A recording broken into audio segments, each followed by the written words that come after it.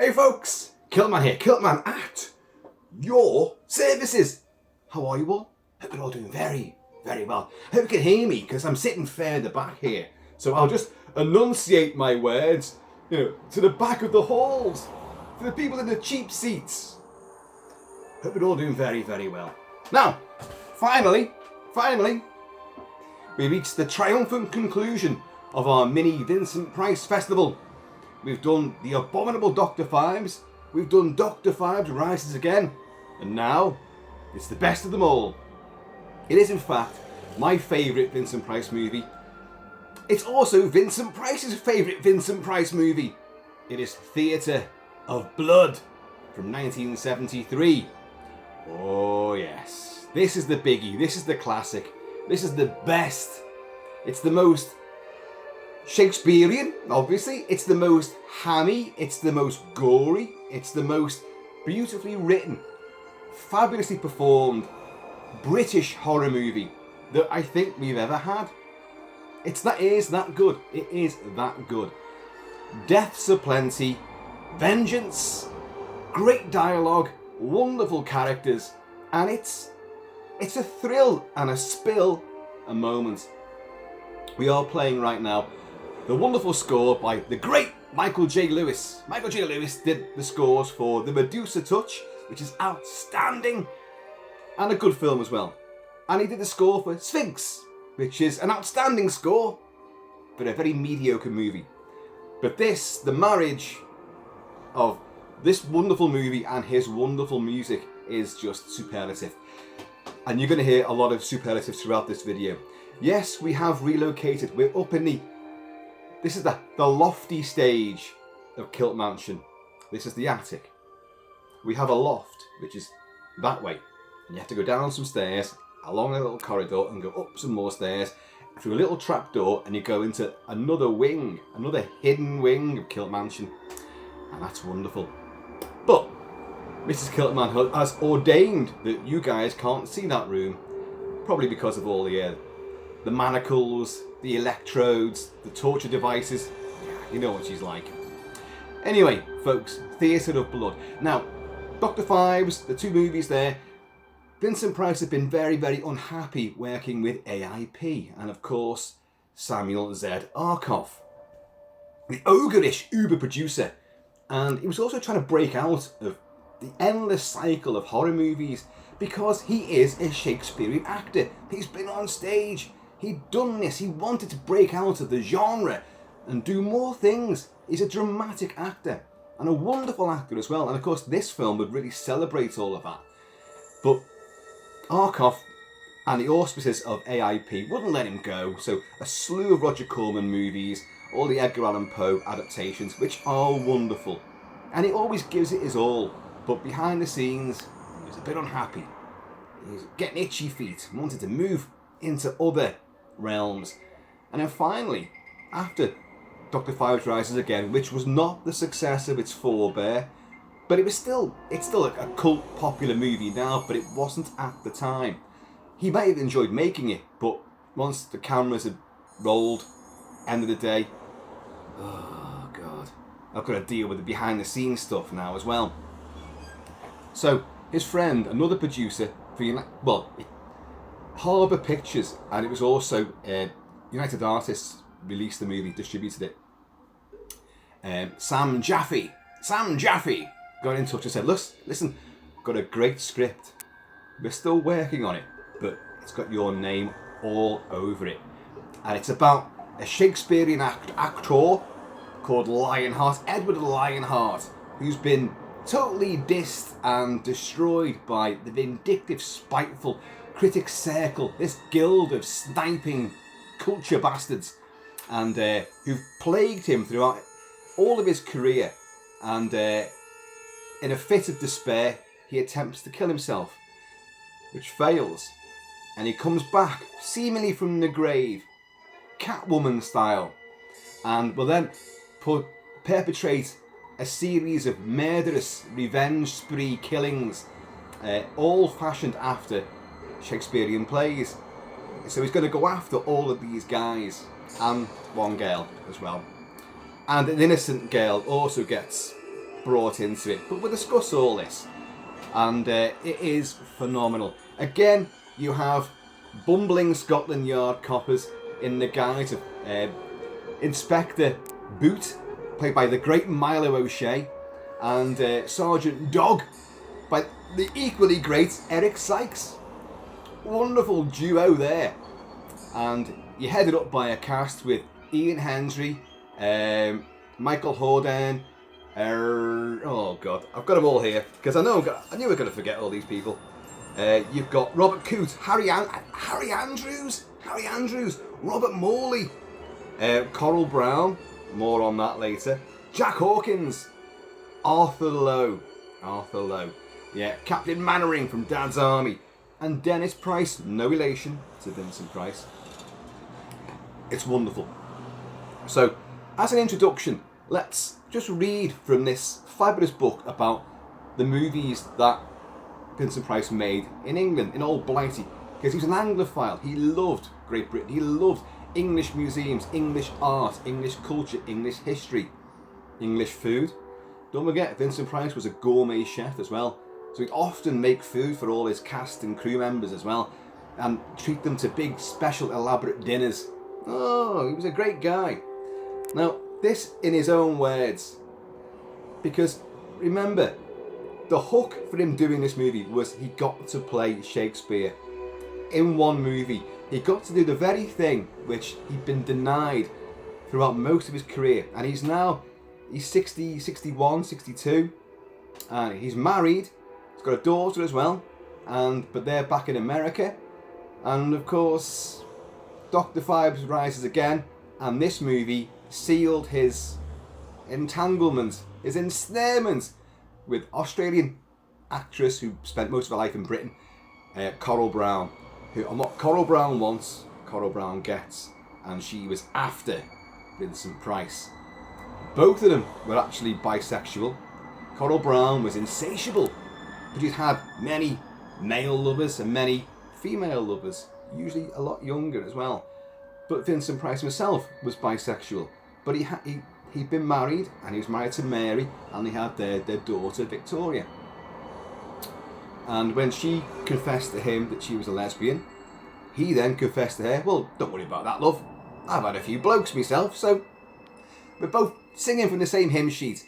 And he became quite a champion for gay rights in America, and good on him. You know, a man of convictions, a man of honesty. But when he and Coral Brown met, it was moider. And I mean moider are the most moist kind, because they were at it like knives. They wouldn't stop. They were insatiable. And like, you know, when you're younger, you kind of get uncomfortable when you see old fogies kissing and, you know, public displays of affection. These two were at it everywhere. But he was still married. Coral Brown didn't really know that at the time. But, well, so the legend goes. And anyway, to wrap this bit up, she and Vincent did get married. He got divorced, I think, the year after this film came out. This film came out in 73. So 74, I think he got divorced from Mary. And she became, in her own words, this is Coral Brown, the wicked stepmother to Victoria. But they got on great, and he and Coral Brown stayed together until the end of their days. Massively infatuated, totally in love, utterly devoted. You can't go wrong with that, can you? But in his own words, this is how Vincent Price summed up Theatre of Blood. I got to play 8 Shakespearean parts in one picture, which very few actors get to do in their whole lifetime if they're American. It's one of my favourite pictures for a lot of reasons. One being the premise of it, which is hysterically funny. I'm a Shakespearean actor who thinks he should be given the Critics' Award. And instead they give it to someone who mumbles like Marlon Brando. So I set out to kill all the critics, and all the murders are done according to Shakespearean plays. It's wonderful. Now, it's called Theatre of Blood, but it wasn't to begin with. It was called Much Ado About Murder. Now, everyone says, oh, that was a better title, because it kind of siegs you in that it's a play on words. Much Ado About Murder, Much Ado About Nothing, Shakespeare. So it's bringing in the whole Shakespearean thing, and it's also denoting that this could be a black comedy, which of course it is. And so it sort of infers that there's an element of humour to it, as well as overt theatricality. But to be honest, I prefer the title Theatre of Blood. It still does everything it's set out to do. Theatre. It's talking about theatres. It's going to be a theatrical production. And blood. There's a lot of blood in this movie. It is perhaps Vincent Price's goriest film, and it is celebratedly nasty and grisly. So, I like the title Theatre of Blood. Now, it was written by a few people. It was written by Stanley Mann and John Cohn. But they didn't finish it. It was completed by an Australian ex-SAS operative called Anthony Greville Bell. Yes, I've got notes here, little notes. And then Sam Jaffe, producers, then thought, well, let's call it Theatre of Blood. It's more of a horror sort of title. It'll bring the kids in, which of course is what they want to do. Much ado about murder. It's not going to draw anybody in, is it really? Apart from the culturals and the thesps, and of course those critics of which this film takes such delight in dispatching. And it's wonderful. So, I'm going to keep saying that a lot. And I'll keep imbibing of this a lot. As usual, folks, this will be a rambling review, which will give everything away. So, if you haven't already seen the film, stop this now, go watch it. Oh, it's widely available. And in glorious sort of features-laden releases. So please find it and do watch it. But the film starts off with the great Michael Hordern, and it is the Ides of March. It's that date. He's reading the paper. He's overlooking one of the bridges over the Thames. It's all shot on location. Some fabulous locations in this movie. And as well as being one of the members of this critics guild, this critics circle, he's on the town planning department, and he gets a call saying, oh, one of these buildings that these warehouses, the docklands, we've got squatters in there, you're going to have to get rid of them. Oh, okay, well, thank you, yes, I'll be along right away, he says, like, the great Michael Hordern. And his wife says, it's beginning to get inclement weather outside. You've seen out the window as well, and you've seen a big removal van, Shakespeare's Removals, goes across. It's actually brilliantly done, and the camera pans back from that to introduce these characters. I should say, it's directed by Douglas Hickox. And this is a guy that I love, this guy, because he also made one of my favourite, if not my favourite, war movie of all time, Zulu Dawn. Enough said. I've gone on about that film a lot.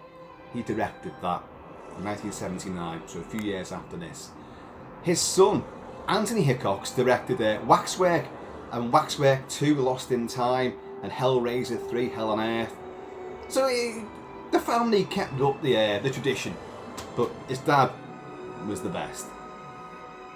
So great direction there, that you see this Shakespearean removal van going across the bridge, then you pan in and you introduce these, and the weather begins to turn a bit nasty, and his wife says to him, do you have to go now?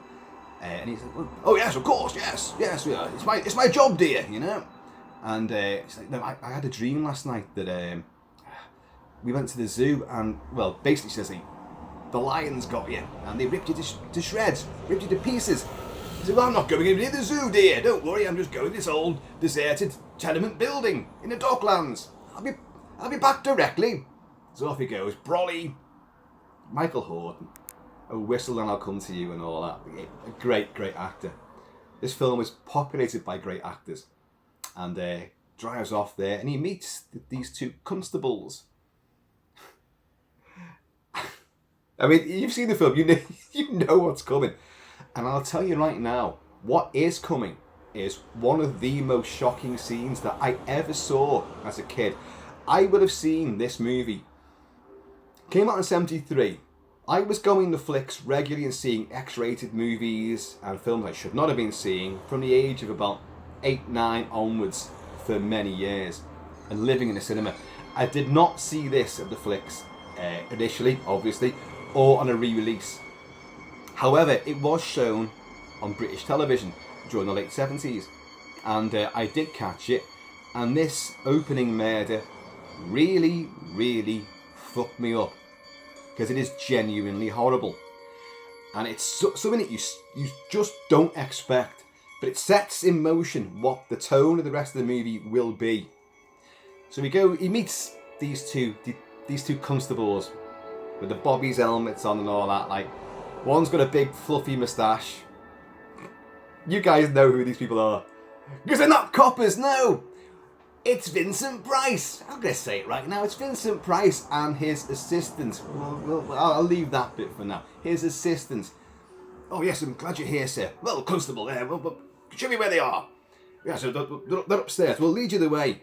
And it's raining now, and it's a really dismal, horrible location. It's all dirty and skanky, and old bedsteads and rusted stuff, and like it's dirty and decayed, and it's dripping everywhere. And he walks up to this. You go up the steps, and there's like a warehouse floor, but it's got like mesh walls and doors. It's horrible. And inside there is a writhing bunch of what the credits call meth drinkers. They're all down and outs, and they're drinking very purpley pink meths, glugging it down. And you've got a couple who are making out, but they're all diseased and horrible and dirty, decrepit and wretched. And you'll see a lot of these, because they are basically a repertory company, as they will become, a troupe. And he's there with his brolly. Come on now, you can't stay here. You've got to get out. Get out now. Get out. And he's hitting them. Get out, get out, get out. And the coppers are standing back, way over there. They're not assisting him at all. Oh, do you know what? It's giving me the creeps just talking about it. You've got to get out. Do you hear me? Get out. And suddenly one breaks a bottle and like gets up, and he notices that, and he's still shouting at them. But suddenly one and all begin to brandish knives, hacksaws, great big saws, big crowbars and stuff like, and other wickedly pointy sharp implements, and they begin to surround him. And whoa, the tension really rises, and he starts fending them off with his brolly, and he goes from like this meshed in area, he gets boxed in but fights them off, goes through another doorway. He will end up getting stuck against a wall, and they all begin to converge on him. He'll fight them off again, and then there's a wall of sheet plastic, see-through plastic, which he tries to get through, and the camera's on the other side looking at his distorted face in the plastic, and suddenly the knives and the broken bottle and the saws go in, and he turns around, screaming, and you hear all the sounds of it going in. He turns around again, blood smears all over the plastic, and he breaks through the plastic and staggers in shock across the floor towards these two constables. The tallest one, with a little beard and very dirty, sort of oil dripping skin, just looks at him, really like sympathetic, mock sympathy. And Michael Hordern hits the deck, and he's lying there, and the camera is underneath, like a mesh, like a grate, and he's there, and he looks up as this copper bends down beside him and unpeels this fake beard, and it reveals himself to be none other than Edward Lionheart, the shamed actor. And you think, but you're dead. Oh no.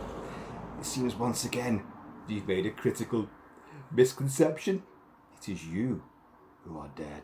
And Michael Hordern's face just, it drops, and blood, great timing, blood begins to drip down this grate. But this sequence is genuinely shocking. And you'll see many other sequences like this, where that troupe of down and outs will be employed to commit the murders, or certainly be involved in the majority of them. And you'll find out why they're there, how they came to be. Then we get introduced to the actual critics' circle.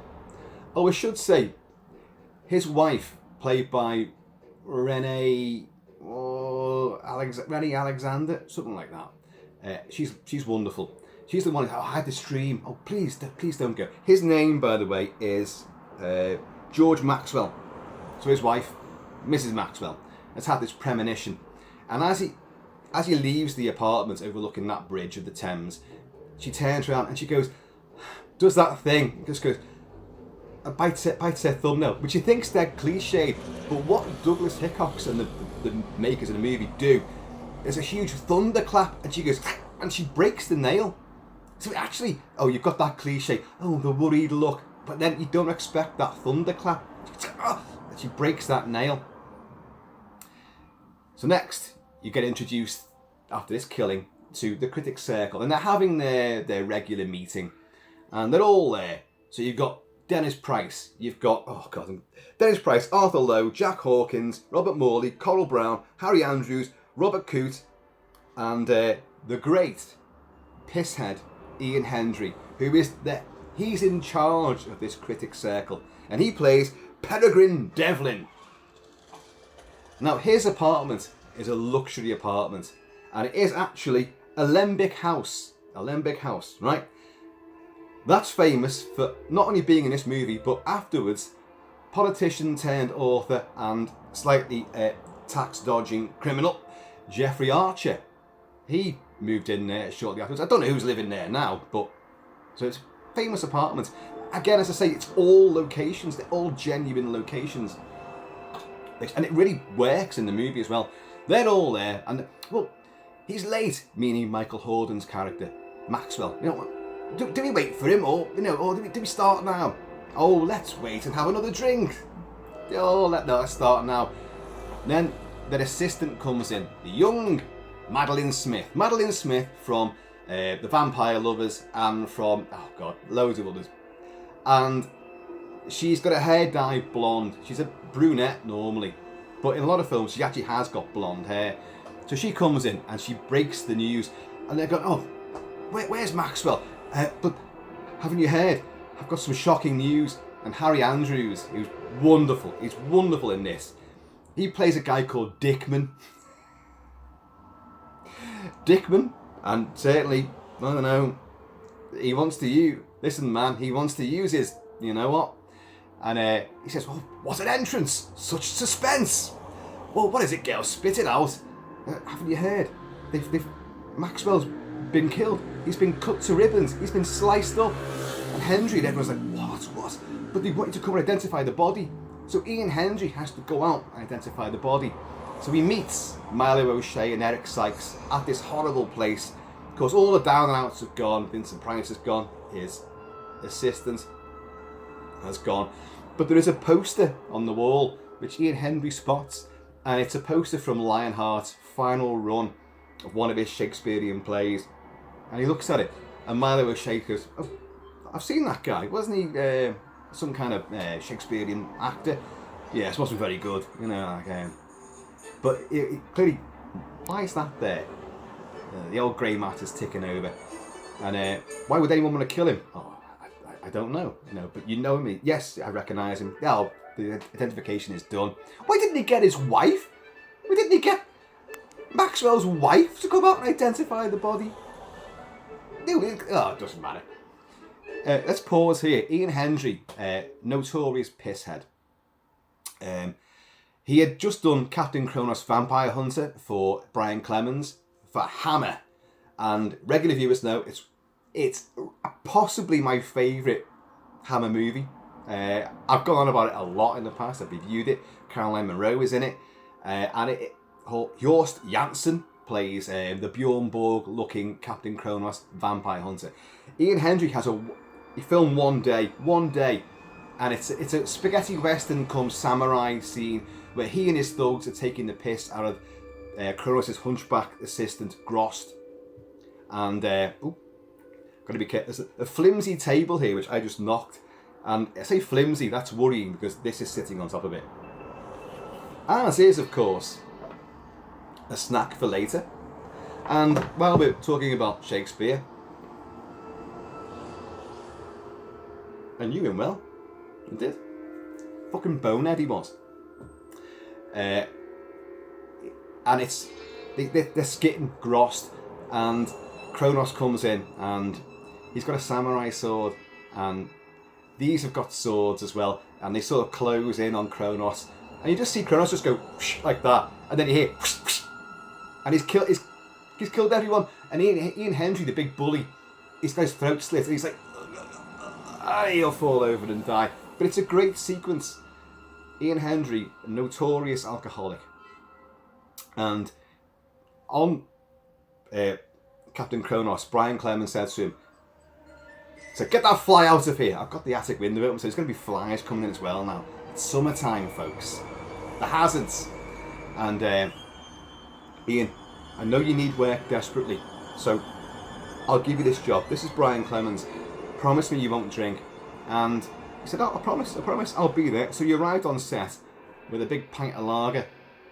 And like Brian Clemens said to him, like, oh, Ian, you promised. He said, this is lager, it's not drink. Quite right too, because he drank a lot of this stuff. Now, Douglas Hickox says the same thing.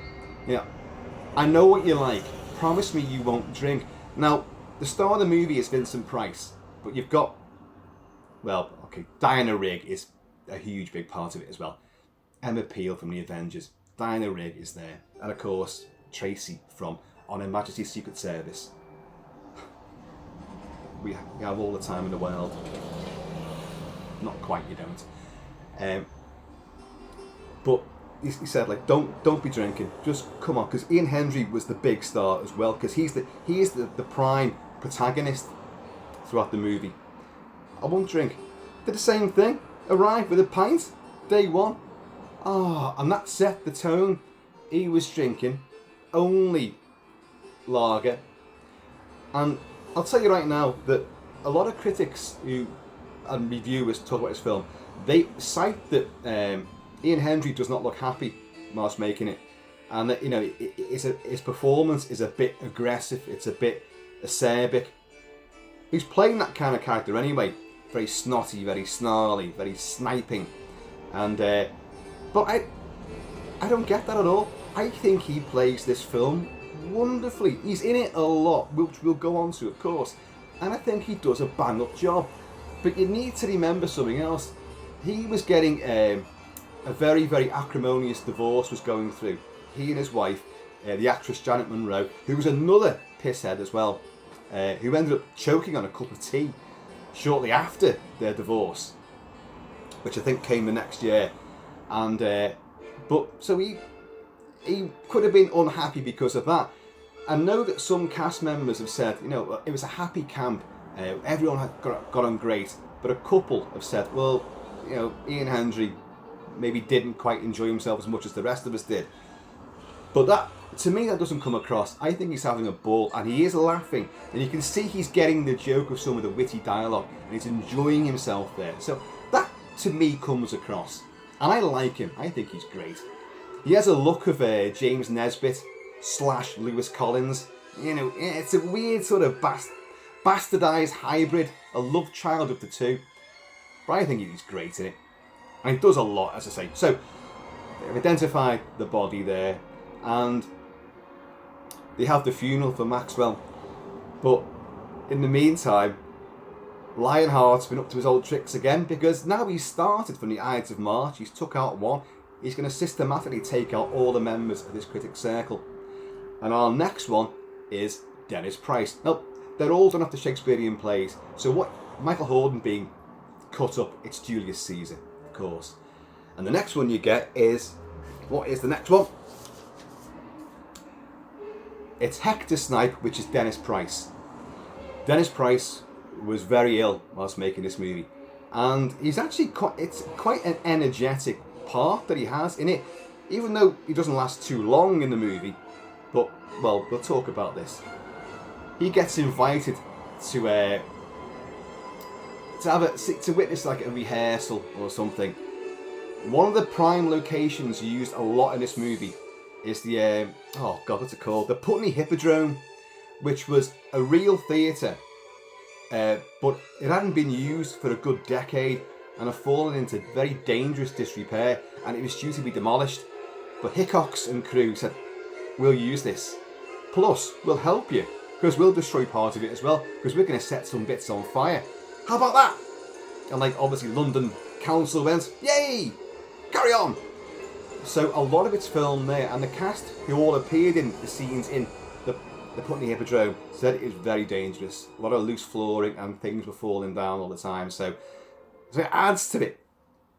So Dennis Price turns up, and you've got what you see for a lot of the movie is this ex-hippie, sort of big curly-headed, big bushy moustached assistant in a big fairy coat and all that, like, and big massive sunglasses disguising the face, who comes to greet him. Now, yeah, you can come in, and leads him into this. I think it's called, in the film it's called the Burbage Theatre, but it's the Putney Hippodrome. And in he goes, and I, well, where do I go? Well, apparently, and he's been tipped off that it is Lionheart's comeback, and this is about to be his revival. In a way, it doesn't kind of make sense that Lionheart's given away, oh, I'm back to one of these, because he could have made a phone call, said, Lionheart's back, you know. Isn't that weird? And then Ian Hendry would have gone like, Maxwell got killed, and there was a poster of Lionheart there, and straight away you'd be thinking, so it doesn't seem to make a lot of sense, this. But, you know, the film is great, but there are little elements which don't add up. One being an element the size and shape of Arthur Lowe's severed head, but we'll come on to that when necessary. So he's like, well, where is he? Oh, he's down there. So you got like this, you know, the stage and the trapdoors. He's looking down. This is Dennis Price. He's looking down. Oh, can't see him. And then this mysterious hairy assistant's disappeared as well. So he goes down the steps into this like sub basement, and he's there, and he discovers on a lectern there's all the critics' reviews of Lionheart's performances, and he sees one of his own. In fact, I think on this particular page they're all of his own reviews of Lionheart's performances. And he's reading that, and then suddenly a wooden elevator slams down, and you've got, well, obviously Lionheart in a big costume on, an elaborate fairy sort of suit of armour and a helmet. He takes the helmet off, and he's got this elaborate makeup on as well. And like, Dennis Price is like, by the way, when this thing comes down, you shit yourself, you jump out your skin, as Dennis Price does as well. Oh, Lionheart, yeah, it's good to see you again. And Lionheart just sits there and like, yeah, that's not what you said last time you saw me. Oh no, I was always one of your most fondest of critics, you know. I always said you had great talent. Oh, well, it's not what it says there, is it? Snipe. His name's Hector Snipe. Anyway, the repartee begins to fall apart, and Lionheart then obviously threatens him, and he's like, he wants to get out. No, I was always your friend. I always said you had great promise, and all this. And he looks up, and there's the hairy, mop-topped assistant with the big sunglasses, who says, you're among friends here. Among friends. Because all of a sudden, there's all the troupe of the down and outs. If you look closely in that troupe of down and outs, there is one that looks just like the actor Tony Robinson from Time Team, and of course Baldrick from Blackadder. It's not him. I have checked. Every time I watch the film, I think that is Baldrick. You've also got one there that looks like Catherine Tate. It's not Catherine Tate. And if you listen to the commentary track by the League of Extraordinary Gentlemen, you know, like Mark Gatiss and Steve Pemberton, Reece Shearsmith and all that, they all say that Catherine Tate lookalike is the Norwegian actor, dancer, choreographer, Tutti Lemko. Tutti Lemko is a bloke, and he is amongst them. And Tutti Lemko, he's got a bit of a beard on him. He used to play in a lot of British movies, Russians, Cossacks, bad guys. But he played the fiddler on the roof in the Topple movie. He was the fiddler on the roof. And this troupe of people, there's a couple of Irish character actors who are in there as well.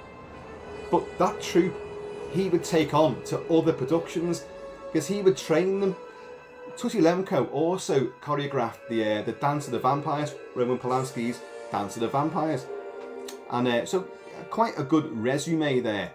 But the League of Gentlemen, they just, the Catherine Tate lookalike, that's Tutti Lemko.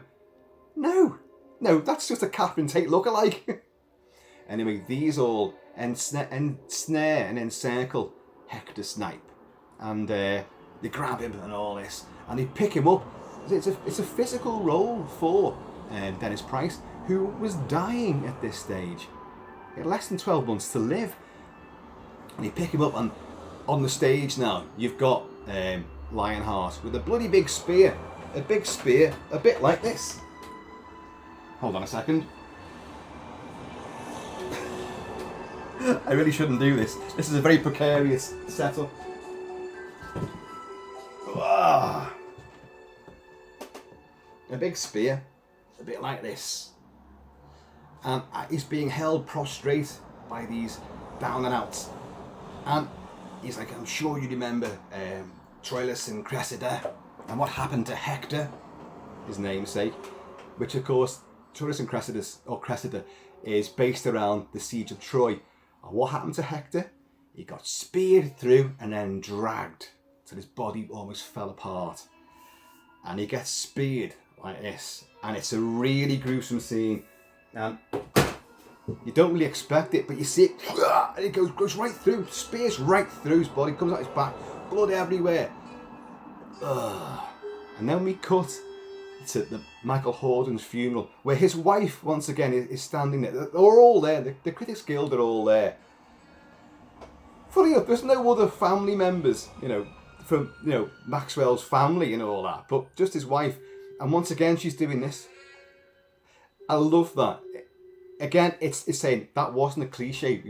We were taking the piss by doing that, and now we're going to maximise it because she's doing the same thing again. And suddenly you hear there's a horse, a galloping horse, and this is at where's this now? Kensal Green Cemetery. Lovely ornate mausoleums, fabulous tombstones, and lovely grassed areas. It's a beautiful cemetery. And they're all there by the main sort of chapel house mortuary, all the pillars and all very ornate. And they all turn around, and this horse is galloping down the main gravel path towards them at a hell of a speed. But it's dragging something. Yeah, it's dragging Dennis Price. And you see this horrible body getting ripped up. And it's ghastly. It really is horrible. I mean, they dressed him in kind of, a lot of these critics are very flamboyant and camp, but he's wearing reds and oranges, so his body looks awful anyway. And it's clearly a stuntman in a couple of shots, but also there's clearly a dummy. Well, you hope it's a fucking dummy, because my God, it's not having a good time, being dragged face down across the gravel at high speed. And a horse pulls up next to them, but you've got the coppers are there too, Milo O'Shea and Eric Sykes. Boot and Dog, they're there as well, keeping tabs on things. And they were wondering why he hadn't made the funeral. They turn the body over, and then his face is all ripped up and all that. Like, they go, it's Hector Snipe. Have we got that name right? It is Hector Snipe, isn't it? Hector Snipe, yeah.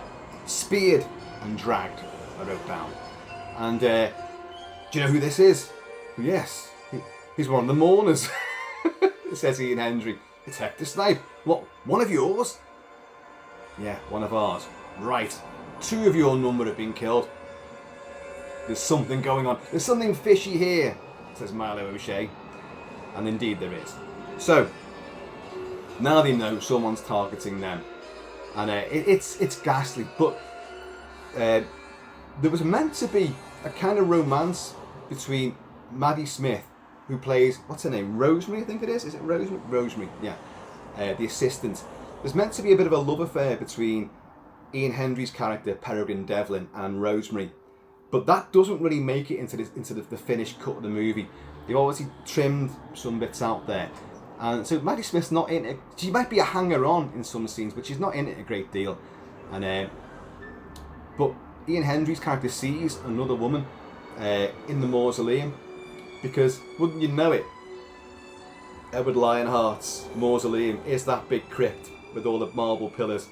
And there's a lovely ornate statue of him. Although if you look at it, they've said they took a bust of Vincent Price's face. No way on earth did they do that. It looks nothing like Vincent Price. It does look like another actor whose name I've sadly forgotten. But I can see his face now, but it's not Vincent Price. But there's a girl arranging flowers there, and it's Diana Rigg. So Ian Henry goes over, and he says, he recognises her. I thought it was you. Yeah. Edwina. See, the dad was Edward, the daughter's Edwina. Again, no mention of a mother. I've talked a lot about movies lately where there's been a father and a daughter, or a father and somebody, but the mother is missing. The mother's not part of it. So I'm not sure where the mother's meant to have been and what happened to her. But anyway, couldn't stand all the ham acting, I suppose. And he's like, but yeah, what are you doing here? I'm tending my father's grave and all that. By the way, during all this incident, they bury Michael Horden, and then the other body turns up. There's a dishevelled, hairy, welly boot wearing, smelly, grimy old gravedigger. It's Vincent Price in another costume. Brilliant. This is what Vincent Price wanted. Every scene he looks different. He's acting a different character, and he's having a ball doing it. And you see it, he's grumbling, and he starts shoveling dirt on the casket, laughing to himself. And then of course the other body turns up. Now you get to realise that Edwina doesn't like any of these people because of what you did to my father and all that. Well, what did we do to your father? And of course Milo O'Shea, Inspector Boot, is going to want to find out what's happening. So they sit in. Well, Ian Henry takes him back to the apartment, Jeffrey Archer's apartment, and then we flash back. He said, well, it was the night of the Critics Guild Awards, and Edward Lionheart had been doing his run of Shakespearean shows, and we'd all been critical of his performances, and he wasn't very good, and we laid into him good style. But he thought he was popular, and he thought he was still going to win the award for Best Actor, and of course he didn't get it. This bumbling and mumbling young upstart gets it for some shitty little one-off play, and he gets awarded it. You don't see this guy at all. And but as Ian Henry relays the story, he says Lionheart was convinced that it was his. When we announced it, he was already standing up and walking towards the stage. The embarrassment, but it was terrible. It crushed him. And then we all came back for the after award ceremony dinner. So they're all in this lovely apartment overlooking the Thames again, and they're all there drinking away and having a great time. So you've got Dennis Price is back there, and Michael Horden's back there. Robert Coote's having a great time. All these people are very familiar. I will talk more about all of these people, or as we go through it. And suddenly, they're talking, and then they stop and they look up because the door's opened, and there is Edward Lionheart. Vincent Price with no makeup on this time, but he's wearing the sort of Bela Lugosi, Christopher Lee, Dracula cape, all black but red velvet on the inside, and he's there having just come back from the award ceremony, totally ignominiously been shamed and humiliated. He's in the doorway there, and they're like, Lionheart, what on earth do you want? And a great camera work, and the camera sort of pans back from him in the doorway, and there's the awards, because they haven't got the awards engraved yet, so the awards are still there. And I've come for what is mine. And he strides down in the shot and picks up this award, and he starts verbally attacking them. You gave it to this mumbling, stuttering fool of a boy. Everyone knows, the world knows, it should be mine. It should be mine. And they're all laughing at him, and he begins to crumble, Lionheart, even though he's got this award in his hands like that. They're all taking the piss, and then suddenly, don't forget this is in the past, Edwina appears in the doorway. Like, Father, don't let them do this to you. They're only going to hurt you all the more. Come away. And this is where the film really works. It's gory, it's nasty, it's funny, it's exceptionally witty, it's clever, but it's also got a heart as well. It's got a Shakespearean tragedy to it. And suddenly, this is where you see that Vincent Price is a bloody good actor. I've never ever disputed that. Yes, camp, yes, hammy, deliberately hammy, because a lot of the parts written for him and the characters he had to portray were designed for, oh, Vincent Price does this hammy stuff really good, give it to him, it'll be great. And of course, he ended up getting typecast, which is why this film celebrates what happened to him in the movies anyway, but also gave him the chance to, okay, you think I'm hammy, there's the ham alert going off there.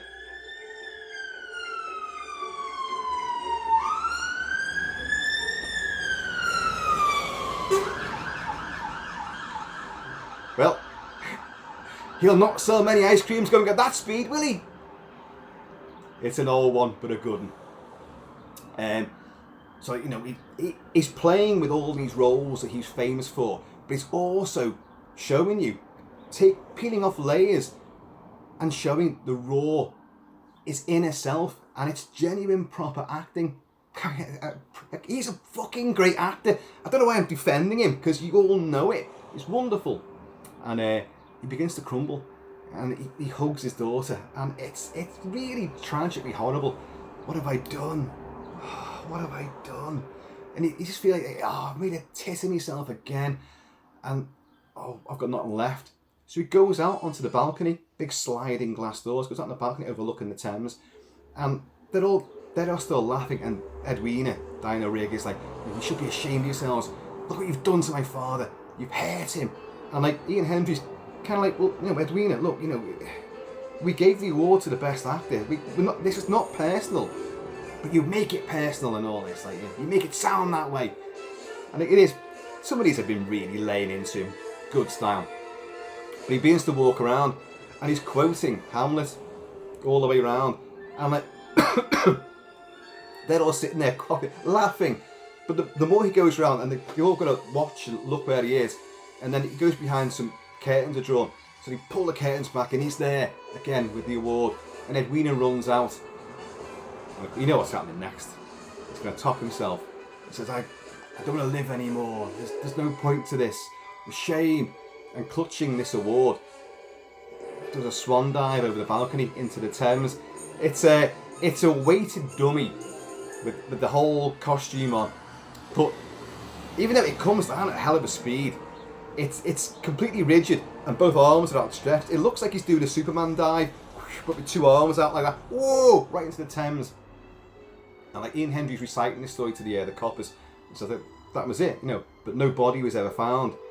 So Milo was saying, you think this could be this Lionheart doing this? No shit, Sherlock. But they're not sure, are they? At the moment, they don't know. But I think we know, and I think Ian Hendry's Devlin kind of is sussing on now. But anyway, so now you know the backstory. But you don't know how he gets out of that. But we'll come on to that. Because there's another killing! And it's Arthur Lowe. It's Captain Mannering. There was in Dad's Army, Arthur Lowe as Captain Mannering looked like my dad when my dad was my dad was my age, his 50s, mid-50s, and my dad looked like that. People say I look like my dad. I don't look not like Arthur Lowe, do I? Really? Really? God. And so what character does he play? He is Horace Sprout. And he goes back home, and Mrs. Sprout's there as well. Well-to-do house, a maid and all that. But he goes to their room, and his old girl of a wife shuts the mirrored wardrobe, and as it does that, you see the reflection. It's a great big cask, a wooden chest, huge, on the bedroom floor, and a little note. I'm like, what's this? Horace, did you? You know, Arthur Lowe comes in. He hasn't got a clue what it is either. Oh, well, anyway, let's go to bed, darling. You know, tired. So they go to bed. Let's go out. And suddenly, a little trapdoor in this big chest pops down. Vincent Price's face peeps out. opens the chest. He and his big hairy assistant with the big wig on, remember? And the big tash and the glasses. And they're wearing surgical gowns. Pourquoi? And they arrive at the side of the old couple's bed. And they sedate him. They put the surgical gloves on as well. And he's got like, Vincent Price has got that big sort of overhead light that shines down. And of course, they put like a rubber gown over Arthur Lowe, but neatly leaving his head and neck clear. And then whoosh, all the tools come out, the surgical implements. They inject him and sedate him. They inject and sedate his wife in her arse. And she goes, whoop! Just genius. And she snuggles down like, and he, lipstick. Guess lipstick else. Guess she's she. Okay, well, I've done it now. The assistant in this disguise is Diana Rigg. It's his daughter. His daughter's in on it as well. Oh, well, what a surprise. I don't think in real terms you're meant to be all that surprised by what's happening. But we'll discuss all that. Lipstick. Little dots around Arthur Lowe's throat. Scalpel. And he starts slicing. And blood's going everywhere. Blood just flies up like that, and you've got Vincent Price go, dish! Gotta mop the blood up, like, and then he's like, and she has to dab the sweat from his forehead and all that. It's just wonderful. And then Horace Sprout sort of gulps at one stage, and it wakes up. Oh, sorry, it doesn't. They got a saw, and they're sawing through, and his wife kind of almost wakes up. Horace, you're snoring again, and elbows him. He's gone, hypodermic. And he needles her again in the arse, and she goes, oh! And then passes out. It's brilliant. Sawing his head off. Cut to the next morning, right? The maid comes in, with the trolley of the breakfast and all that. Like, what a life some of these people lead. I've got servants here, and fucking don't bother bringing breakfast to me. Gotta get up and do me out. I've got to feed the dog in the morning as well. What am I paying these people for? I don't pay them at all. They're lucky if I let them live a week.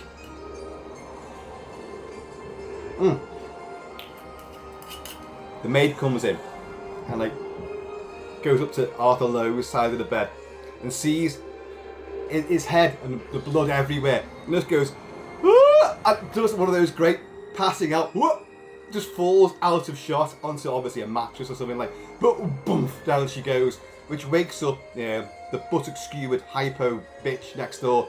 She goes, what? And she turns around and she sees it and goes, oh! And knocks the body, and the head rolls off, blood everywhere, and then she goes, oh! At which point the maid on the floor comes to and sees the severed head of Arthur Lowe. And she goes, ah! Again. It's brilliant. It's grisly, it's gory, it's funny, it's sick, but it's great. And then the real cock-up occurs.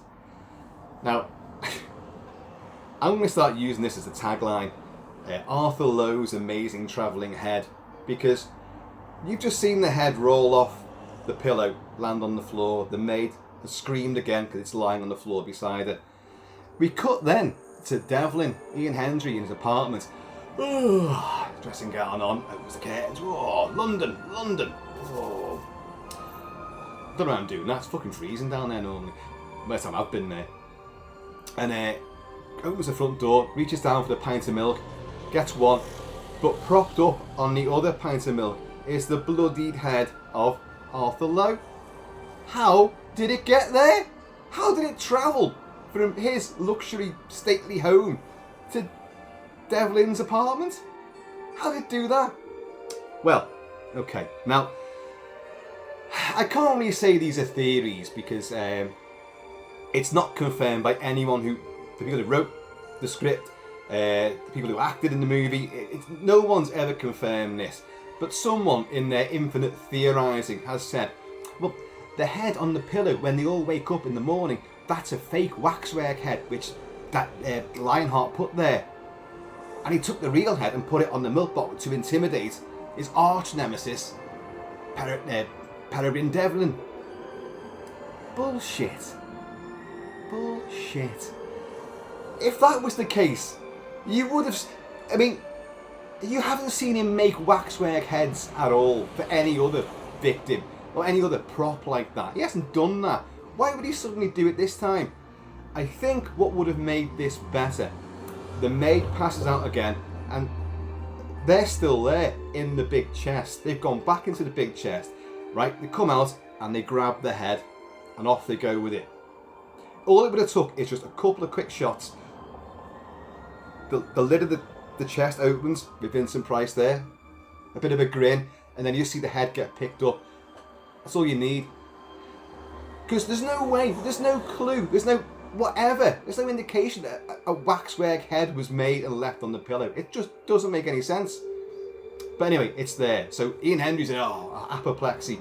So come back Milo O'Shea, come back Eric Sykes. And there's a great little moment there. Eric Sykes isn't used a great deal. He's there and he is funny, but it's not quite like the bumbling detectives in the Dr. Fives movies. They're not here quite as much as that, but they are good. And Milo O'Shea goes, "Oh God, get rid of that now. This head," and they're all taking pictures of this head. And like Eric Sykes pulls out like a handkerchief and looks at it. Goes, yeah, you take care. So one of these other poor coppers who's like, set my head on a milk bottle, strawberry flavoured milk, obviously. And so all these killings so far have been in the manner of Shakespearean plays. Yeah. So they're working it all out. I said, well, which one was this? Well, I've forgotten myself in all this excitement. It's head cut off, which is, where is it now? Cymbeline. Decapitated head. So I don't know if it travels in Cymbeline. I don't know. I don't know Shakespeare that well, I'll be honest. Cymbeline, I don't know. So, but what's next? Because all these killings are happening in the sequence of his last season of performances. I always find this a bit funny as well, because with my mum being an actress and knowing how seasons run and all this, you don't often get someone doing a season of 10 Shakespearean plays one after the other. They do a season playing Othello, a season playing Julius Caesar, a season playing Shylock and The Merchant of Venice and all that. You get a season of that. This would be like 10 years worth of work, And after being slated by these guys every single time, what would be the point? But you would throw yourself off the frigging balcony. But anyway, we're going to take it as like he's done a season of these one-off plays and they've all been completely slated. I was like, well, what's next? And you know what? I can't remember what's next myself. Who dies next? Oh, yeah. It's because what Milo O'Shea says, Inspector Boot. Right. Okay, the next one is fucking hell, what is it? It's The Merchant of Venice, which I just said. Right, well, what happens in that one? Well, anyway, you're going to find out. Right, just get everyone together. Eric Sykes, Sergeant Dog, get on the phone up everyone from this critical circle and get them to stay where they are. We're sending people out that are going to look after them, going to keep them safe. This guy, there's a madman out there trying to get them all. Yes, sir. Off he goes. But Dickman, this is Harry Andrews. I love this guy. This is the one role where he's genuinely not a gruff, aggressive, authoritarian bastard. Because like a lot of these actors here, they've made a career out playing majors, colonels, generals in lots of wartime movies, and Harry Andrews is certainly one of those.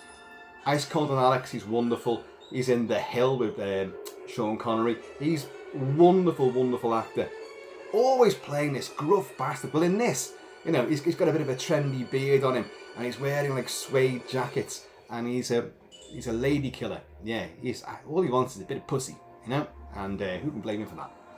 And he's in his favourite cafe, and he's looking at all the dolly birds. Don't forget, this is the early 70s, so there's lots of short skirts and boots and stuff like that, kinky boots and mini skirts floating about.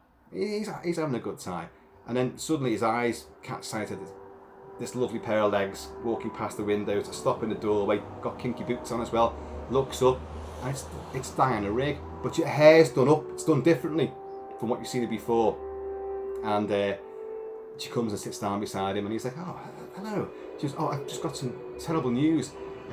Horace Sprout has been killed." He's like, "What?" Arthur Lowe's. He's like, "What? How did you know?" Oh, he was meant to come to our rehearsal this morning.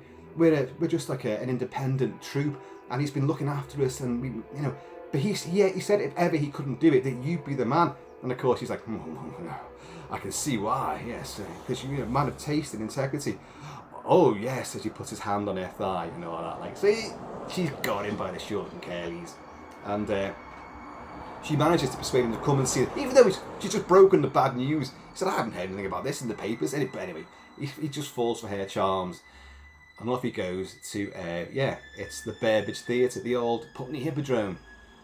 Goes in there, and but after he walks out of there with her and they get in the car, this police car comes screaming over the bridge and narrowly misses two, well, I presume extras, or they were just two innocent passers-by, but almost takes them out.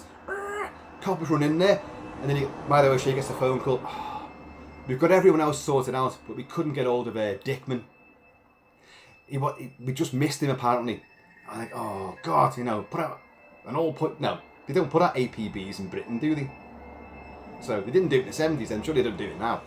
But anyway, they've missed him. So he goes off to this theatre, and it's the Merchants of Venice.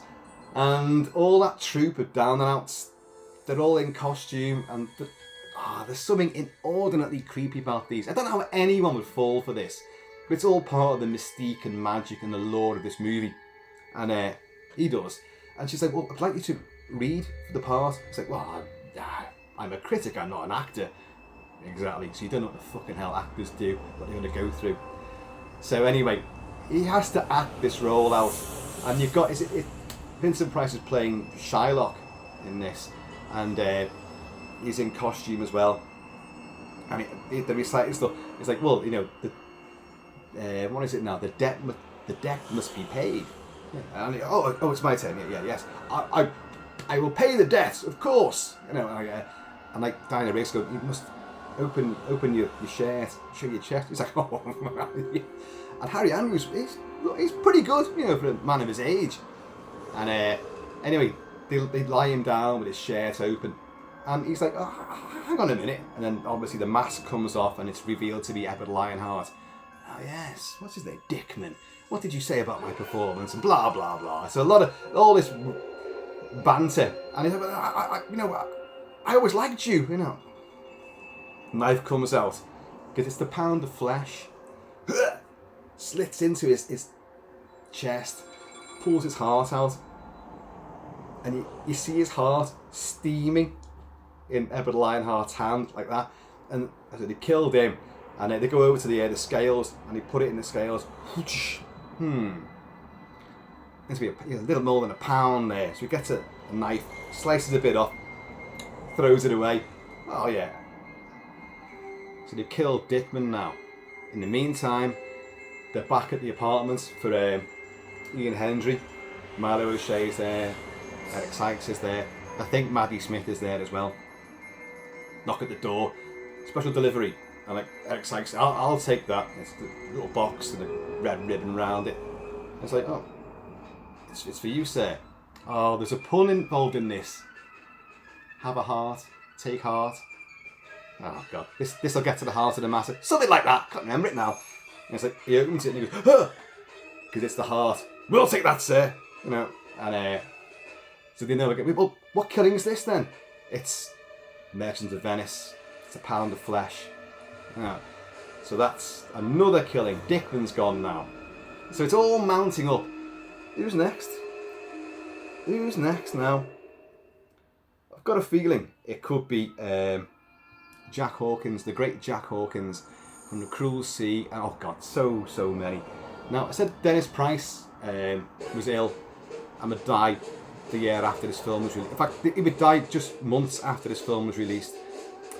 The same has to be said for Jack Hawkins. Jack Hawkins had terrible throat cancer. Well, you never get nice throat cancer, do you? But so he couldn't speak, and so the great Charles Gray was dubbing for a lot of people at the time. That lovely, sinewy velvety voice, not sinewy, that velvety voice of Charles Gray. So he's overdubbing Jack Hawkins. Jack Hawkins would die months after the film was released. And I think he was having an operation on his throat to put in some kind of voice box. And anyway, he didn't survive it. So Jack Hawkins died too. Now this is a killing. This is an unusual one, because this one is from, let's get this right now.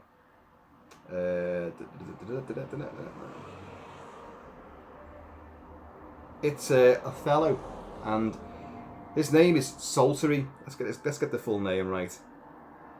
Oh God, Solomon Saltery. So his salty comments in his critical, reviews. Solomon Saltery. He gets a phone call saying that if I were you, I'd go home early and see what your wife's up to. Are we in downtown LA?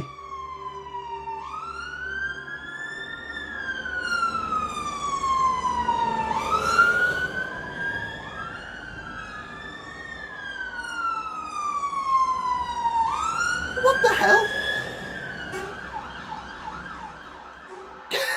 What's going on out there? Must be like Arthur Lowe's head's been bouncing around New Brighton. It's popping up all over the place. God almighty. Must be riots. What was it up to? Oh yeah.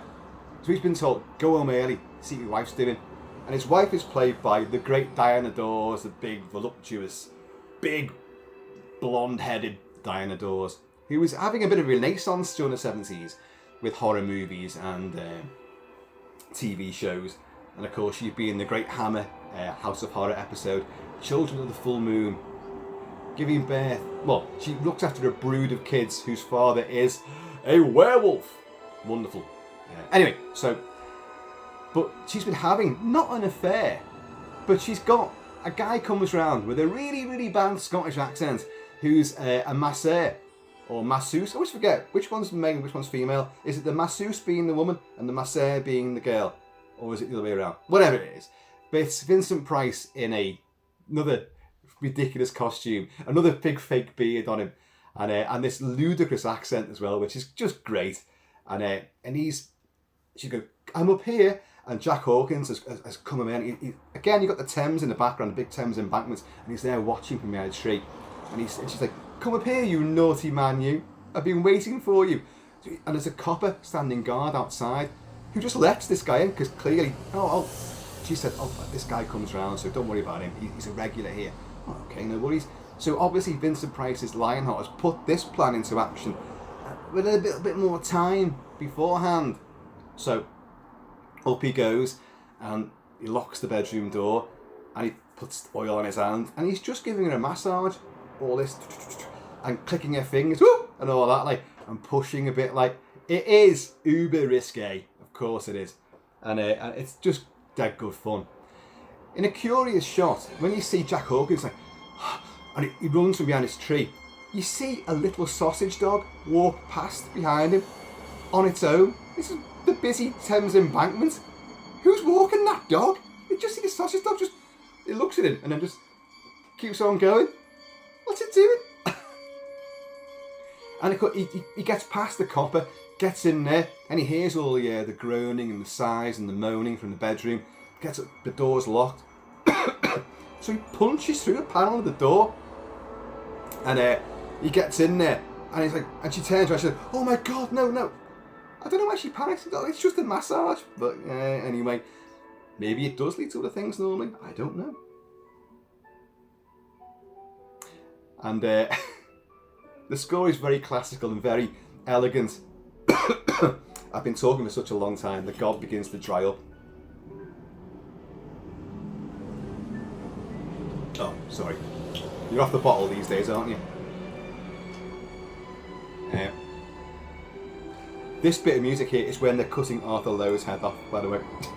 And she's mopping his sweaty brow. And they're stabbing the buttocks of his wife with the hypo. So, it's not my fault, says Vincent Price in this ludicrous mock Scottish accent.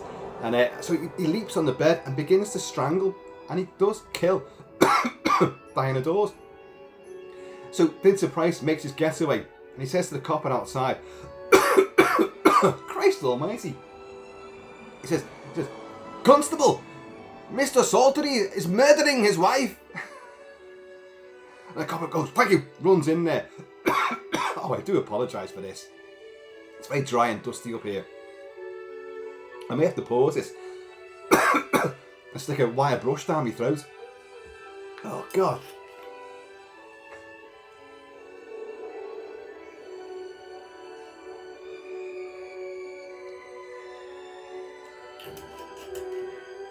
I think we're okay. So then they all arrive on the scene. Inspector Booth, Sergeant Dobb, and Peregrine Devlin are there, and they're going, well, but he didn't kill him.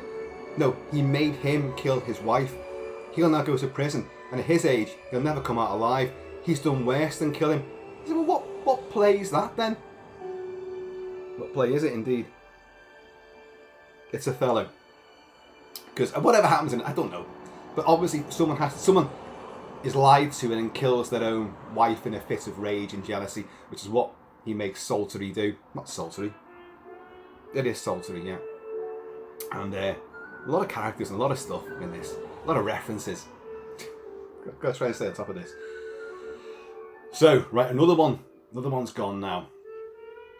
Now, Devlin then goes off, because Devlin, Ian Hendry, does a bit of fencing. Remember, in Captain Crunch's Vampire Hunter, he comes a cropper with some sword fighting. He's going to come a cropper here as well.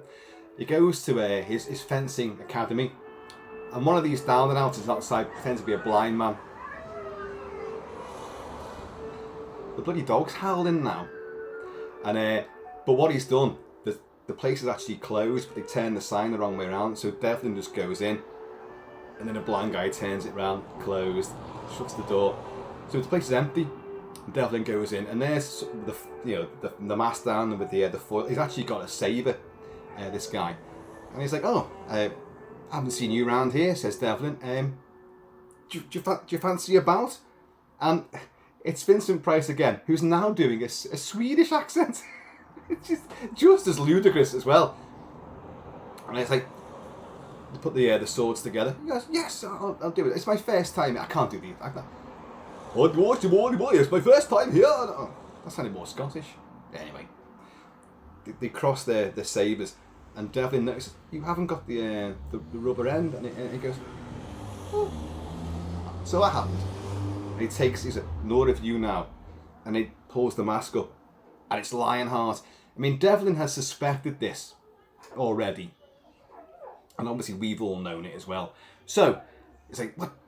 Lionheart? Yes, it was me all along. You killed all the other people, didn't you? He said, no. I didn't kill them. I punished them. You know, they deserved it. And all this. So the two will start fighting. And this is a wonderful sequence which comes out of nowhere. It's a great big action swashbuckling sequence of Ian Hendry, and Vincent Price, the masks are down, fighting with sabres all over the place. There's a bit where Lionheart grabs an overhead rope and swings like Errol Flynn, like this, and he begins cutting Ian Hendry up. So they wear the white padded suits, but with the tips off, whoosh, blood on white, whoosh, and big slash wounds. And Hendry falls on the stairs at some point, and then he said, but I don't understand. He lifts the mask off him with the sword, and he pierces his throat. It's just like a little nick on the throat. It's like, how did you survive? We saw you die. And now we get the big backstory as to how he did survive that tumultuous fall into the Thames. We see all the down and outs, and then at one of the docks. Oh God, where is it now? I didn't write this down, did I? No, you didn't. But it's one of these horrible muddy docks which is disused. It's like 8 feet deep of pure mud and sludge, and these poor buggers are all wading through it. This troop, and they're all drinking this meths. And like one of them goes, hey, and there's Lionheart's body washed up, So they go down and they grab this body, and they're trying to. He's still holding, the trophy which he's nicked, the Critics' Award, and they drag him round the corner to where all the others, they've got little bins with fires in, and they're all there. That Catherine Tate lookalikes there, Tupi Lenkal is there, and they're trying to get his clothes off him and try to go through his pockets. And it's Vincent Price, and he is bedecked in mud. They've just dragged him across to his quagmire. He's gone for it. He's put himself through it there. But when they try to take the award off him, suddenly he wakes up. And like they all go, because he's come back from the dead. And they're all in reverence of this guy. And they're all like bowing down. And then one, who's this horrible old weird-faced thing, offers him a bottle of meths. And he's like, Vincent Price is going, it's all this pink horrible stuff. Like he goes, a bit like I was before, coughing and spluttering, and it all gurgles out his gob. But they give him some more, and they rejuvenate him. And as he's reciting this tale again, like Shakespeare, it's tales within tales, stories within stories, and people's memories and recollections, and sort of recitations. And he says, like, yeah, I found them, and they found me, and they became my people, my troop. They look after me, and I look after them. And so he trained them, and of course then he hatches the plan to get revenge on all these bastards. And of course we know that Edwina, his daughter, is in on it as well.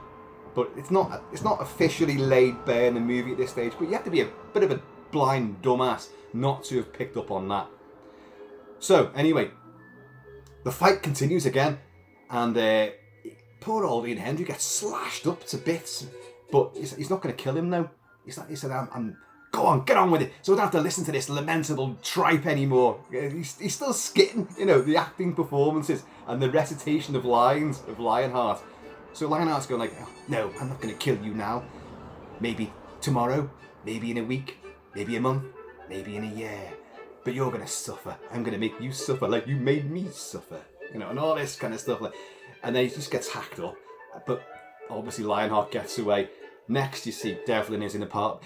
Should be in bloody hospital, but he's in his apartment, and there's Eric Sykes and Milo O'Shea interview him again. Eric Sykes is laughing, reading this book. What was that? Death of a Thousand Cuts? He's like, oh, yeah, sorry. All this kind of shit, But it's like, look, don't worry, we're going to look after you. We're going to get this guy, who's left? There's only a couple people left. And you've got Coral Brown, who plays Chloe Moon. Coral Brown, if you cast your mind back way ages ago at the start of this video, I said about this is where he met her at the time of making Dr. Fives Rises Again, and it was Diana Rigg that set up their first date. But Diana Rigg swiftly learned that Chloe Brown, what's her name? Coral Brown, playing Chloe Moon in this, had the hots for Vincent Price, and overheard it in a toilet one time. In another toilet cubicle saying, I want that Vincent Price, I must have him. And then she went and told Vincent, Coral Brown wants to see you. And she played matchmaker. It didn't take much matchmaking to do. Once they were together, and that was it. So then, of course, they're acting in this movie together. And her death scene. I don't know how I'm going to do this. She goes to a highfalutin hairdresser, which is a genuine hairdresser that was in London during Chelsea or Kensington during this particular time, this era. Might still be there, I don't know. And she goes there, and it's a copper who's driven her there, and it's evening time, and she's banging on the door, and it's Diana Rigg in the big fuzzy wigged sort of the sunglasses and the big moustache on the phone, like that disguise, and she's going like, all right, but putting on a male voice, obviously. And looking like Dave Edmunds from Eurythmics, and opened the door, and she goes, I've got an appointment with, I don't know, whatever the hairdresser's name is. Oh, but he's not here, he's had to go. But I had an appointment, I've got to do this. Checks in the book. Oh yeah, you did have an appointment, yeah. Well, Butch is here. Butch. So they go down the stairs, and there's Vincent Price. He's got a big moustache on him, and he's got a big curly hair bear bunch with on. And he goes, and he's extraordinarily camp, even for Vincent Price. And he's like, I'm Butch. And he sees the copper that she's with, and he goes, "Oh, and who's this? Who have you brought along as well?" Like, and this copper's kind of like, it's just fucking great. It's so stupidly delicious, but it's wonderful. So the copper stays up there reading the paper, and they bring her down. You look at this and you think, hang on, how come this didn't get questioned? She's sitting there and Butch is like talking to her, and he's doing their nails, and he's like, can't wait to get my fingers in this hair and all this. They're an item, remember, these two. And if you look at Coral Brown, she's actually trying not to laugh in this sequence, and he's got this ridiculous wig on and his glasses and this big tash. It's just genius, and he's clearly having a ball doing it. But they pick her feet up in a sort of long shot, looking down the stairs when the copper's vantage point, and they put her bare feet into a bowl of water. I admit I don't go to a hairdresser's very often, but why would you do that? Well, you'll find out why. But was it going to be some kind of pedicure or something that was going to happen there? I honestly don't know. But he put her feet into a bowl of water, and then he starts quoting. Hang on a second.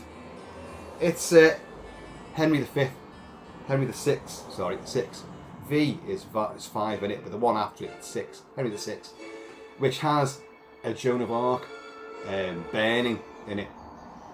So, and he begins to quote Henry VI, and then takes off the tash and the wig and all that, or at least reveals that he is Lionheart. And she's like, but before she can scream, they've lashed like a belt around her open gob and tied her back. Her hands are tied to the under one of these dryers, and he goes to one of those old Universal horror style dials, medium, hot, very hot, nuclear, and he pulls it up, and she's like, Argh! All the lights flicker, and the copper's like reading this paper. Lights come back on again. Carries on. He's only literally 10 feet away from where they are, just a little flight of stairs between him and them. There's no door, so he should be able to hear everything that's being said down there. But anyway, it's all part of the fun. And she begins to burn,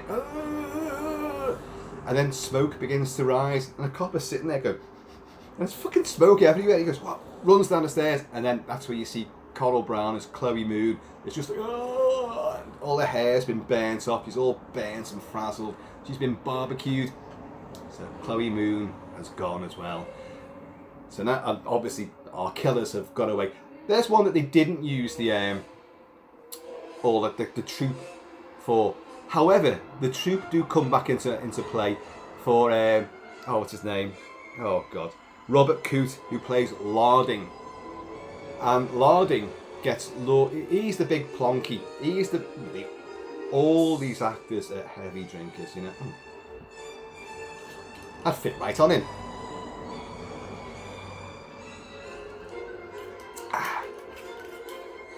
So he gets lured to a wine tasting session in what is a real, or was a real, wine shop, wine emporium somewhere in the upper nouveau riche of London suburbs. And he gets brought in there. The copper stays outside. There's 2 coppers actually waiting for him outside. Oh, I won't be long. Robert Coote's great. He's got his tash. He's very refined and stuttery and stammery. It reminds me of the Major in Fawlty Towers. It isn't him, by the way, but he reminds me of that a lot. And he goes in there, and of course, this place, they're all in suits now. It's all these down and outs. They're all in suits and that, like. But we recognise them, and you wouldn't fall for it at all. It's like, oh, that's a lovely one. And of course, Dinah Rigg is now back in the big wig. Dinah Rigg in the wig, and the big tash and all that. And try this one, you know. And it's like, oh. And she's about to take one off him, and he goes, oh, like that. And then, we've got a really old vintage, but it's down in the cellar. Oh, right. Well, let's go down to the cellar then, shall we? And off they go. And that sequence there is actually filmed in one of the London dungeons. So all these vaulted ceilings and all these casks and vats are all there, wooden barrels and all that. Wonderful. This is Richard III, by the way. And you've seen, while this is going on upstairs, you see Vincent Price in that big pointy hat and a big nose and the hunchback and the limp, which has now been proved that Richard III wasn't like that at all, but beside the point. And this is the one. The Michael Hordern killing is horrible and brutal and scary. This one is creepy. It's just fucking creepy. And it's because of him playing and looking like this caricatured Richard III. And he's coming down and he's reciting Richard III. And I can't. I don't remember the dialogue and I can't do it anyway. So we won't bother. Just imagine it.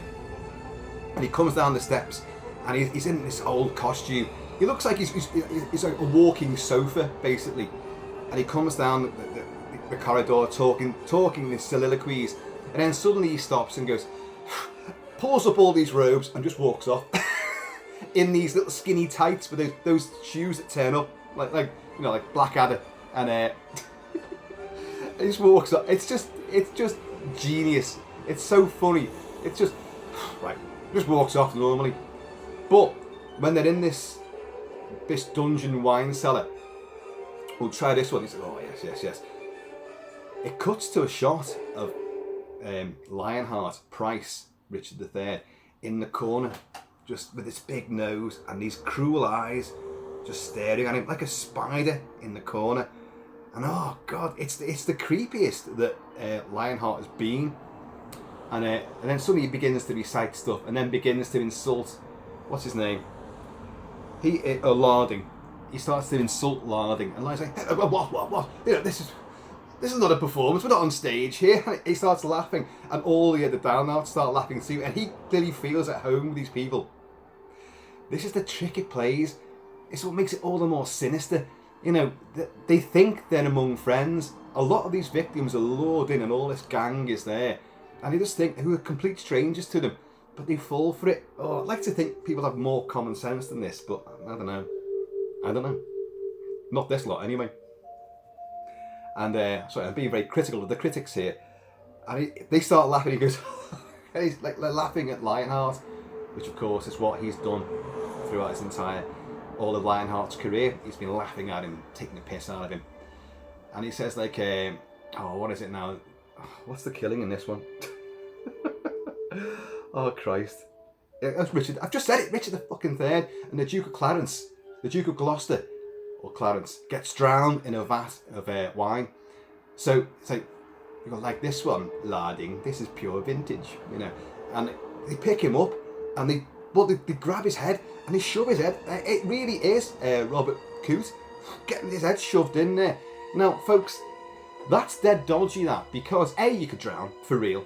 But also, if you've seen Spartacus, the original Kirk Douglas Spartacus, where Kirk Douglas starts the revolt and he goes up against, I forgot the guy's name now, who plays the jailer, the gladiator trainer, Marcellus, and he grabs the actor and he rams his head into a big barrel full of water. He actually genuinely smacks the guy's teeth on the wooden rim, and you hear the crunch, gets him right there. Almost breaks his nose and breaks the top jaw, and bang! He brings him up again, and you can see he's in shock. It's still in the film, it's there, and they do the same, and it puts him in again as well, like. But in this film, they're doing it to Robert Coote, who's a much older fella, and they're like, whoa, and he comes up, whoa, you know, all covered in wine and all that. Put him in again, and then he hoists him up, fucking shove him in there, and then he put the lid on it, pump, pump, pump, pump, pump, pump. And he says to what we know, but you can guess at this point that it's Diana Rigg, Edwina. I wonder if he travels well, you know. And anyway, so he's gone as well now. You've only got one left before Devlin, and that is, God, what's his bloody name? It's Robert Morley playing Merridew. What's his name? Meredith Merridew. Right. I know a lot of people that hate this sequence, especially, and I should do, but I think it's so blackly comic that I can't really be offended by it, and yet I should be, as usual. There's only a couple of them left. Now, what Lionheart does... Oh, I've just thought of something. Do you remember me saying there's no reference to him making waxworks? About the Arthur Lowe. Arthur Lowe and his amazing travelling head. He's got one of the down and outs in the Burberry Theatre, and he's applying makeup to him and a bit of a waxy sort of face to make this guy look like him, like Lionheart. And the idea behind this is because they know, the police are watching these last two guys completely. So outside of Meredith Merridew, Robert Morley's house, and he's got pretty much pink hair and he's massively flamboyant, and he has these two little dogs, Josephine and I don't know, Cleopatra, whatever the hell they are, like, and he calls them his doggy woggies. My doggy woggies, my darlings, and he's brilliant. Love Robert Morley, and but all the cops are outside, including Eric Sykes and Milo O'Shea. They're all there, and they've handed out pictures of look, it's definitely Lionheart, because obviously Ian Hendry's met him because he had the big sword fight with him, and it's him. It's definitely him. And he explained how he came back from the grave, and he's got all this crew of down and outs, right? So here's a picture of him, like, given to all the constables and the coppers, who are all over the streets in vans and cars. There's fucking millions of them. Anyway, a taxi, a black hackney cab drives past, and it's this guy wearing the Lionheart mask. It's actually Vincent Price driving the fucking car, so it looks just like Vincent Price. And they go, it's him! Get after him! Well, this is the big Keystone Cops moment. All the cop cars pull out and crash into each other. They can't manoeuvre around this narrow suburban street. This black cab gets away with it. They manage to all pivot and outmanoeuvre, and suddenly, right, all the cops are screaming after this black hackney cab away from the area. All the cops have gone. Next thing, a big Securicorps van comes around the corner. Fucking Securicorps. And you got the guards with their neck defenders on, their helmets and visors, and they open up the back. Obviously, this is his security team. They open up the back doors, and Robert Morley comes out. Oh, thank you, and all this. Goes into the house. Oh, fuck off, Kilt-Man, you've missed a bit out.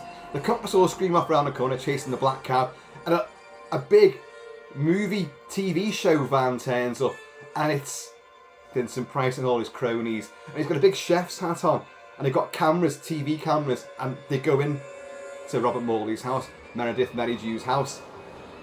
They're all in there, and then Merridew turns up in this big Securicorps van. And he goes into the house, and there are no coppers there now, obviously. Where are you? Where are you, my darlings? My doggy woggies? Where's my doggy wogs? And he can't find his dogs anywhere. And he pulls the curtains back to his kitchen, whoosh, like this. And there's about 30 people, including Vincent Price with a big chef's hat on and all that, like, and doing another bad accent. Now he's a French chef. But it's the dish of your wish, or the dish of the week, the dish you do. It's meant to be this famous TV show, which Robert Morley's character likes. Yes, it's your turn. Yes, you are the dish of the week. I've made him Italian now. God, I'm as bad as that accent as bloody Vincent Price's. Anyway, right, we say, oh, Robert Morley's all, they're lovely. And you've got Dino Rig again, he's got that stupid wig on and all that, like, here's your pie, try the pie. And he put the napkin round him and all this. Oh, this is wonderful. Have you seen my dogs? Oh, your dogs are here, don't worry, your dogs are here. Wee, your dogs are here. Oh, start cutting this up, and he's eating, he's like, And then Vincent Price pulls like a bit of a hair out of it, and he's like, Robert Morley's like that, looking, where did you say my dogs were? And they got one of those big silver platters, and they go like that. Oh, don't worry, they're here. What? And his two little dogs, their severed heads are there. And he's like, oh! The mob get him. If you look in the background, behind Robert Morley, on the stairs, you've got one of the, they're all dressed as like TV, behind the scenes cameramen and directors and assistant producers and all that kind of shit, like continuity girls. And but they're all still drinking this big horrible pinky purple meth. And there's one on the stairs going, I love that. I love the fact that continuity is there. Even though they're playing parts, they know what they are. Also pissheads.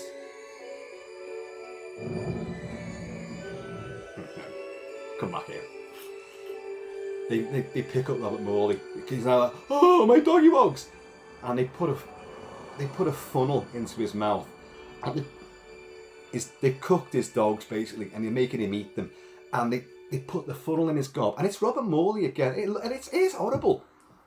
As I say, a lot of people I know can't stand this. They have to look away. They can't watch it.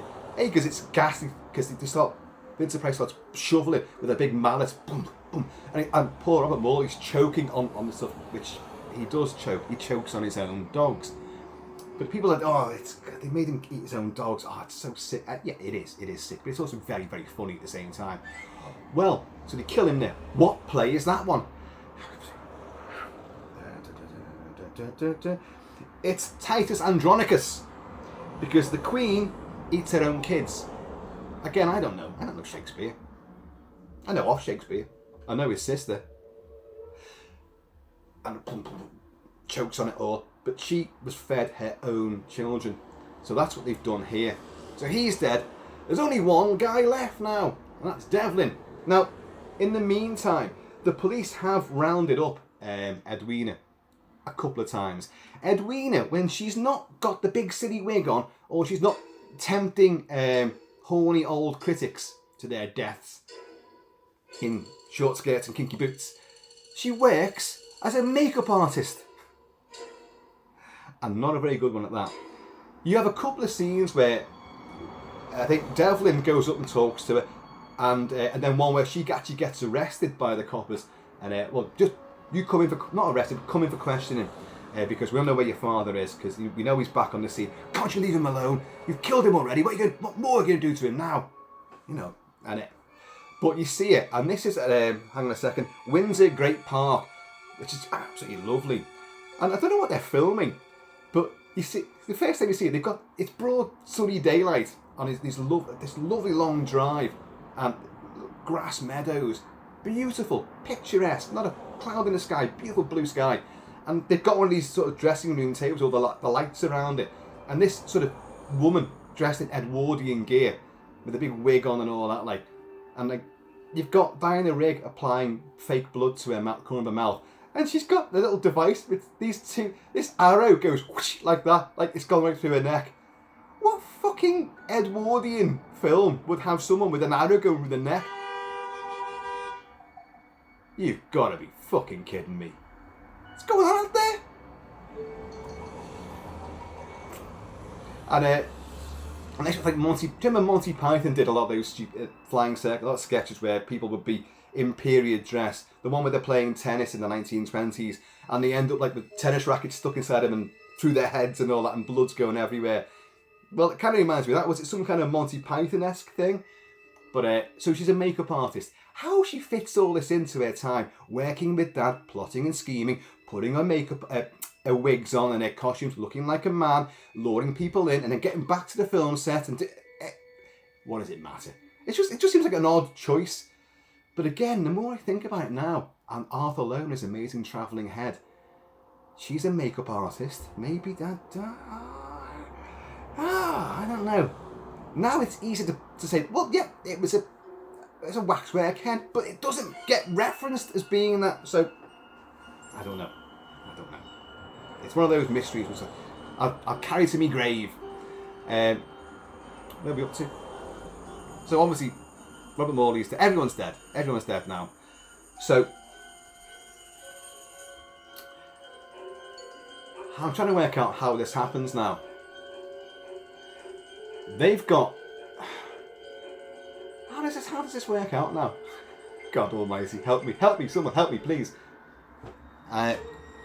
He arranges. This is Ian Hendry arranges with Diana Rigg. Look, I want to go and see your father. I want to see. Okay, but I have nothing to do with any of this.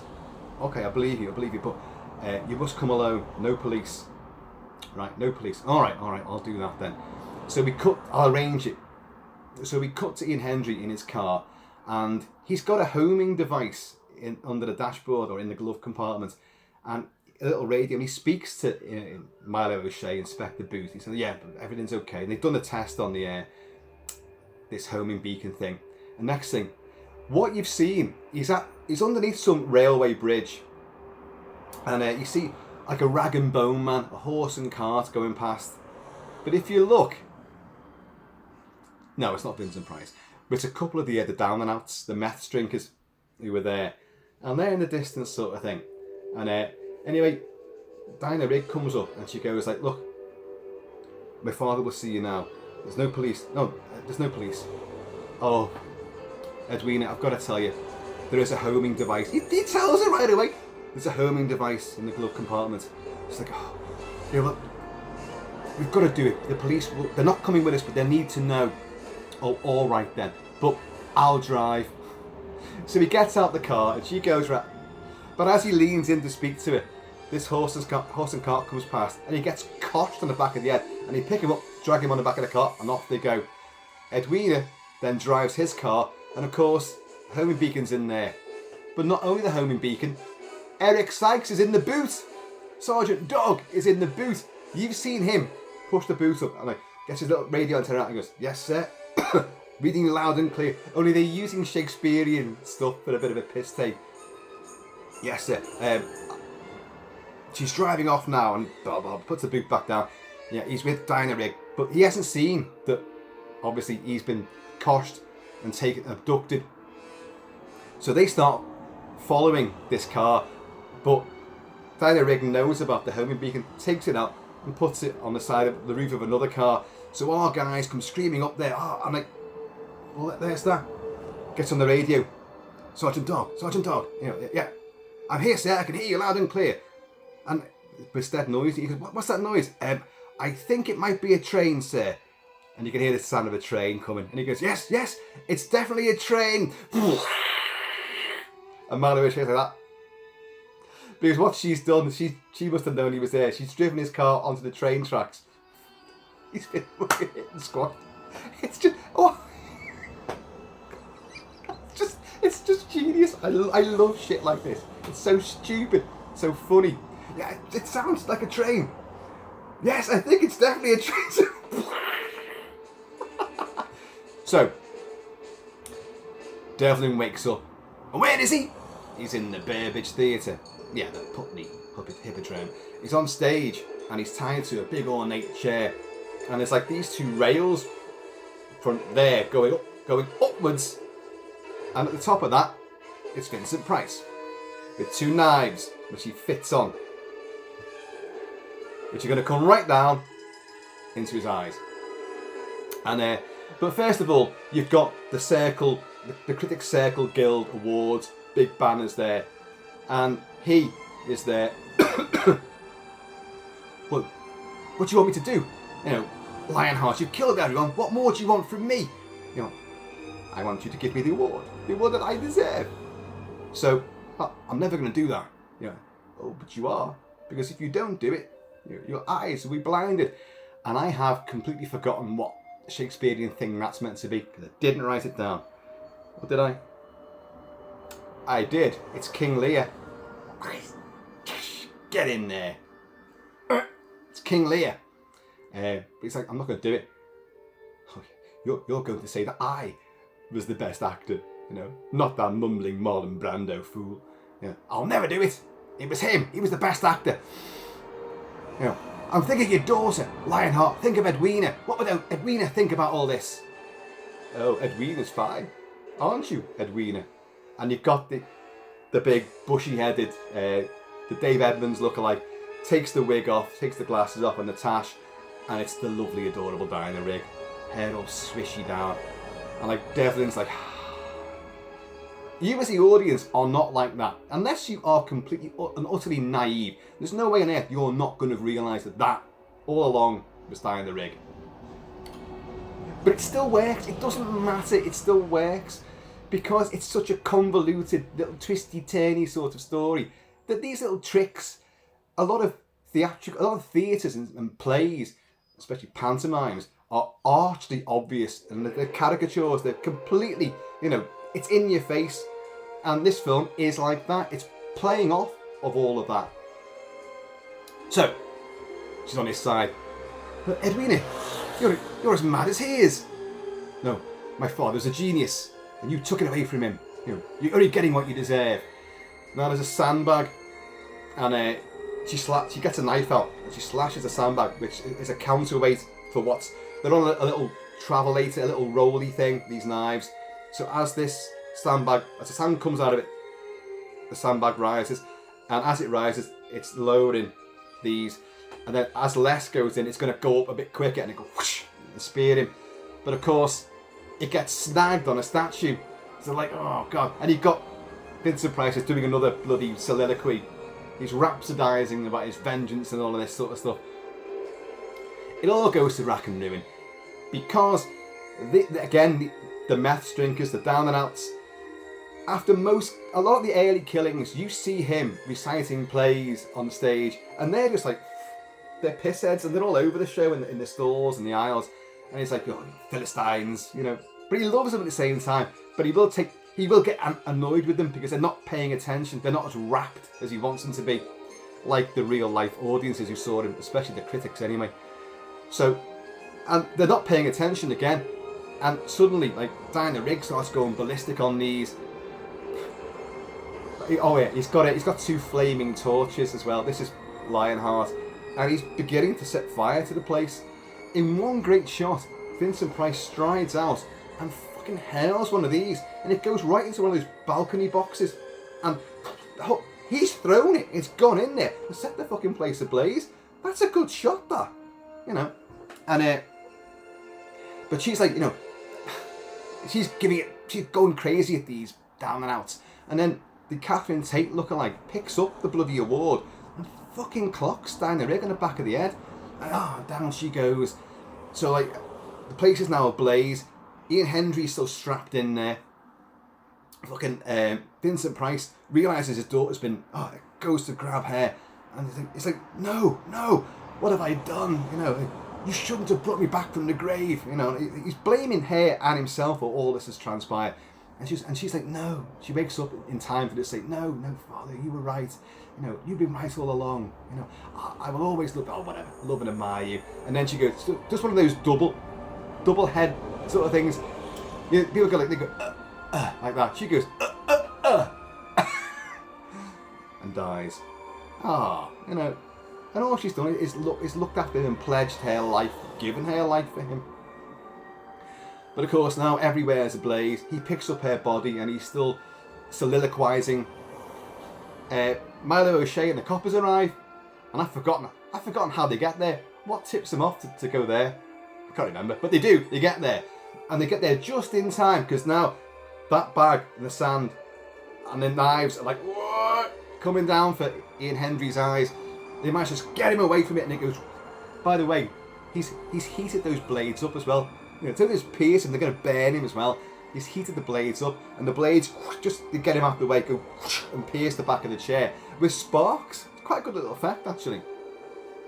And but in the meantime, fucking what's his face, Lionheart's got away with Diana Rigg over his shoulder, and they all run outside. Now the place is fully ablaze. This is the real Putney Hippodrome, and outside you've got loads of extras. You've got loads of people from the area who are just watching. This building's on fire. Cut to, there he is. You know, Henry says, he's there. And this is a very old school sort of, almost universal and certainly Hammer inspired conclusion. The killer, you know, it's this tragic sort of finale. He's climbing somewhere. I think King Kong as well. There's flames, the building's on fire, and he's seeking the high ground, and he's carrying it's clearly a stuntman carrying a big mannequin of Diana Rigg, and as he's got to keep his head down. The camera's above him looking down, and he reaches on a ledge, and there's a coiled rope which is clearly there so he can pull himself up. But keep your head down, stuntman.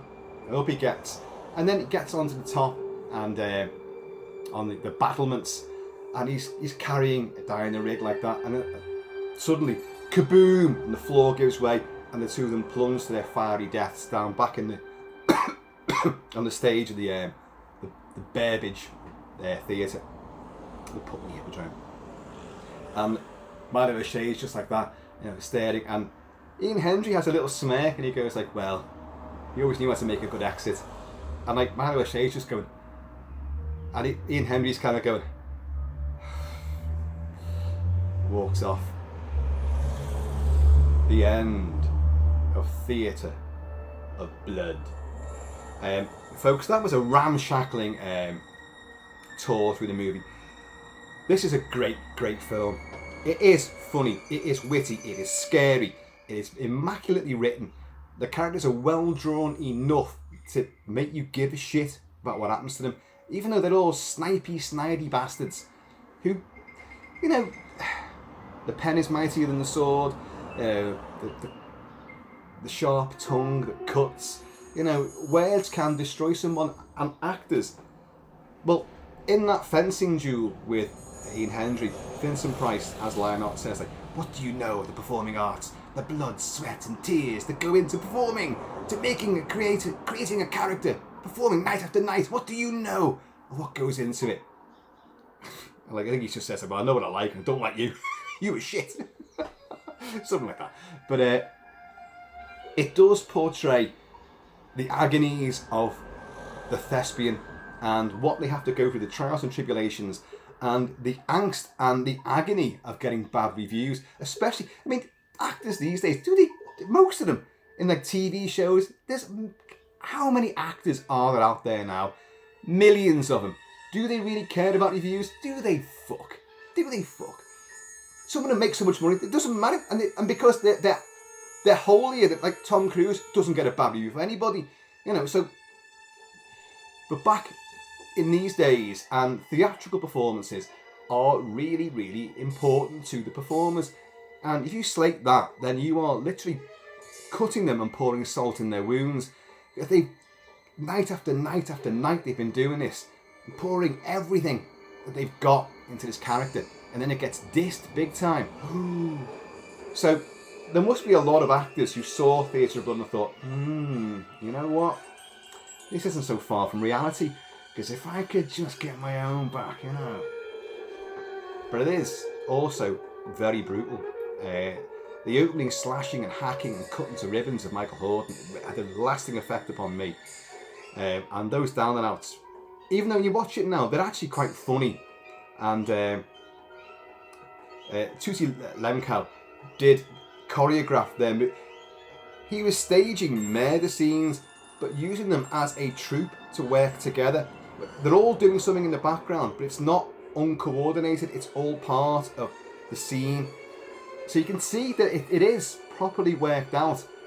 And in a way, it's a play on plays and a play on troupes of actors and dancing performers who are in the background of some productions doing their thing, so that you're watching the main stars in the centre stage, but things are happening around to keep the whole thing flowing and very fluid. And that's what they're doing in this movie, and it really, really comes across well and works superbly, and they do become a tour de force of freaks.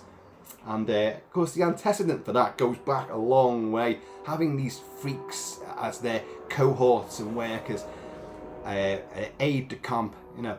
But there's something inordinately creepy about people being lured to their deaths and falling for it, and then the unmasking and then being told, oh no, it's me, by the way, and these are all working for me, and you're going to die very badly.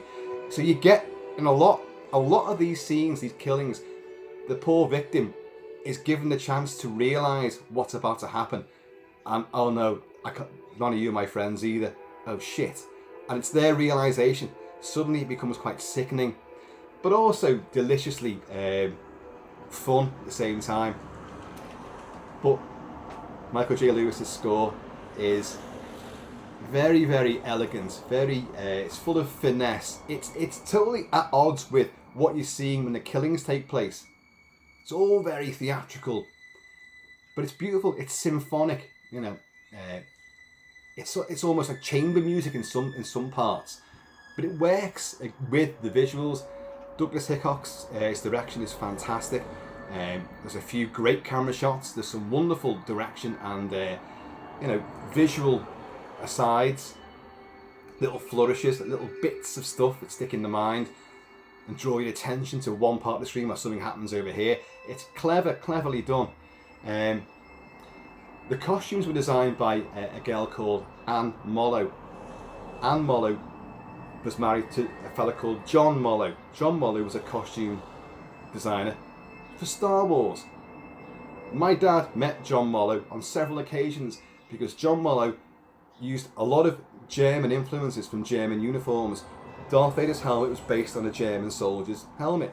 My dad supplied fiberglass versions of German helmets. My dad had loads of stuff like supplied loads of those to John Mollo so he could take casts off them for Darth Vader's helmet and for Stormtrooper stuff and other uniforms of the Imperial Guards and all that, like Imperial officers. So, my dad actually knew John Mollo, whose wife worked on this movie, doing the costumes. Gore-wise, the plunging spear through Dennis Price's chest. Oh, fucking hell. And then his subsequent dragging behind the horse. Of course, it's Hector. His name is Hector Snipe, and it's Hector from, the Siege of Troy. Achilles kills Hector and then spears him through, and his body's dragged behind a chariot. You do see it in the Brad Pitt, Eric Bana movie as well, for Wolfgang Petersen. Being force-fed your own dogs. Oh, dearie me. The head soaring of Arthur Lowe is just genius. The steaming heart of Harry Andrews. Oh, good God. The burning face of Coral Brown. And the relish and fun that she and Vincent, her new paramour, must have had doing that sequence. It's just fantastic. The flashbacks to his suicide, the way you see Vincent Price becomes a broken man, he completely crumbles, and Daniel Rigg's great in it as well. Father, don't let them hurt you anymore. Don't do this. Rena, what have I done? It's a really powerful moment. And then, they're taking the piss as he's going round the balcony. And then when you finally realise, they're kind of like, they've all got their drinks, but they're like, he's not going to... Oh my God, he has. And then his finding in the mud, and they're all picking him apart and trying to get this thing off him. And it's clearly Vincent Price. And only when they try to take the prize from him, the statuette, only then does he come to life. It's mine. And they're like, oh my God, and they all fall down prostrate. They're all stunned, and they try to profit him, the meths and all that, like, become one of us. They see him as a god, but they're a rebellious flock, because they do take the piss out of him as well by laughing at his own performances. There is a great moment when he reads aloud, I think it's Hector Snipes' review of one of his performances, and he says that it should be Chorus and Cressida. And he says, yes, this performance is so dry and crusty. It is just like a ham sandwich. My reputation. And of course, that is an in-joke because Vincent Price knew that he was renowned for having hammy characters in these movies. Not his fault. That's how they were written. That's how he delivered the lines. And he always gave 100%. Always. Everyone says this. Oh, right. Maddie Smith, who I think is the only person left alive from this production. She said that Douglas Hickox, the director, was very grumpy, very shouty. Oh yes, he was always shouting, never happy. That is exactly the opposite of what I've heard from everybody else who have seen the interview about the movie. He had a wonderful time with Douglas Hickox. Just great, and he knew everybody, and it was a great ensemble thing. Ian Hendry was a little bit angsty, some say, but you know why? Not because he was pissed all the time, but because he was going through this acrimonious divorce. But he still clearly is having a good time. Hendry's great in this. He's a wonderful character actor in this. But Maddie Smith saying about Douglas Hickox, maybe that's her impression. Who am I to say? But everyone else has said the opposite. It's also worth noting that you got this elaborate, fantastic ensemble cast, none of whom were... Well, Dennis Price had drifted into doing horror movies, sleazy Euro stuff as well, as a lot of actors did. Jack Hawkins, of course, had been in Zulu. He was there, the Reverend Otto, and the Zulus are his parishioners. But he's in so many movies, and to see him in a horror film like this is a bit bizarre. But there's all these characters. Robert Morley as well. It's strange. But they all got the call. Each person was like, no, I don't do one of those horror pictures. No, that's not for me. And then someone would go, well, actually, yeah, okay, I'll do it. Like Ian Hendry couldn't get work, so he said yeah pretty quickly. Look, just promise not to drink. But then when people go, oh, Ian Henry's working there, and then Robert Morley and Michael Hordern, oh, they're on the list as well. So like Coral Brown, I'm not doing a horror picture. Oh, Vincent's in it. Oh, of course I will. But gradually word gets around, oh, so-and-so's in it, and so-and-so's in it. Harry Andrews in it. Well, if they're doing it, then I'm coming in as well. So all of a sudden you've got this fabulous cast. Milo O'Shea is great. Eric Sykes is having a ball doing it. Eric Sykes would go rapidly deaf after this and have hidden hearing aids all the time. But and he was fucking stone deaf by the time he was doing Sykes, the TV show and all that. Like, cheers, y'all.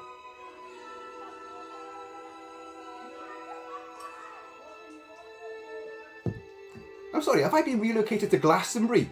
What's going on? Sirens, people laughing and dancing. The solstice was yesterday. God's sake.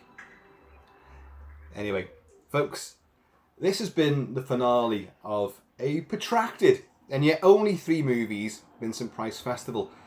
I'm going to cover more Vincent Price movies. This was just an inspiration. This book was sent to me during when I opened a big birthday box full of crazy cult merch from our good friend, you know him, you love him. It's Astrodyne.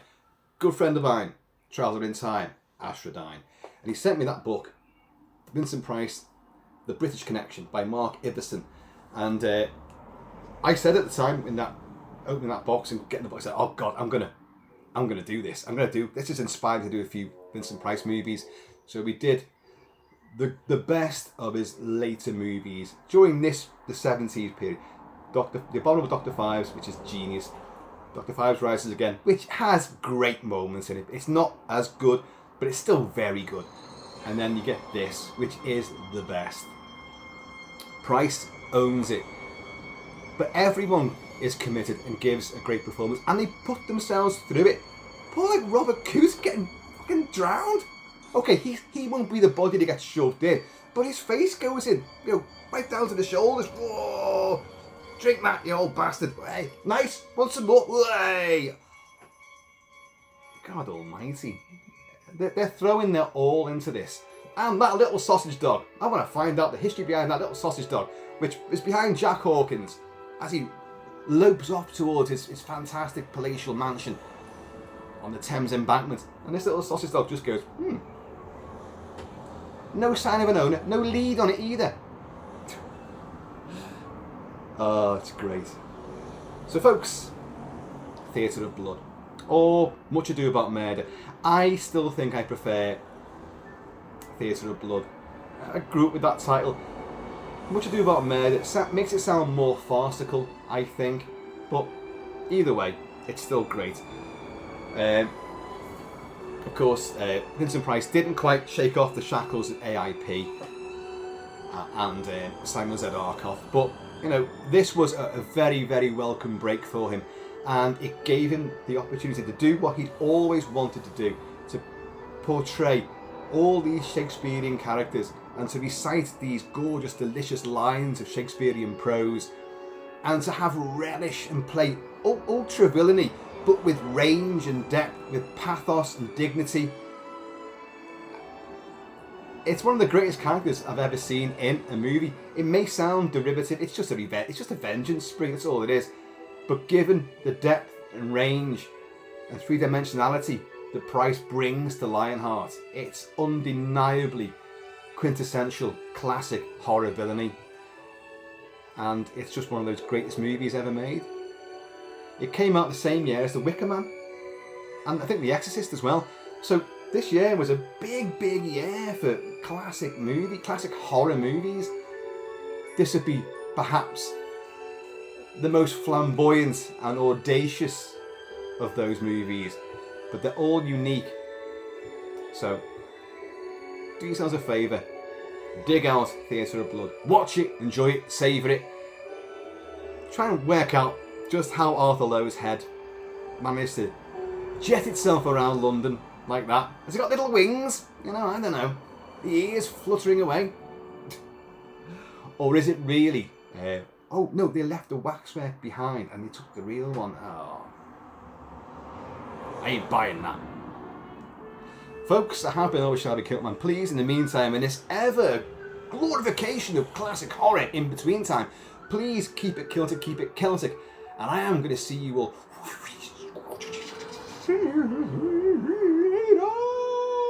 The camera's way over there and I can't fucking reach the off button, can I? Note to self. Try to set these things up a little bit better. This is not my usual locale. This attic is going to become a proper studio. I've been saying this for years, but we have made inroads into it, and it'll probably be what you can't see behind over there is a great big desk, but what's on that desk is tons of pirate ships, a few masks on it as well, and there's just loads and loads of stuff on it, and you've got to wade through stuff just to get there, so that's a big deal with this. You've got a crow on your head. What are you doing that for? Have I done an entire video with him sitting there with a stupid fucking bird on his head? Jesus Christ. You've got no culture whatsoever.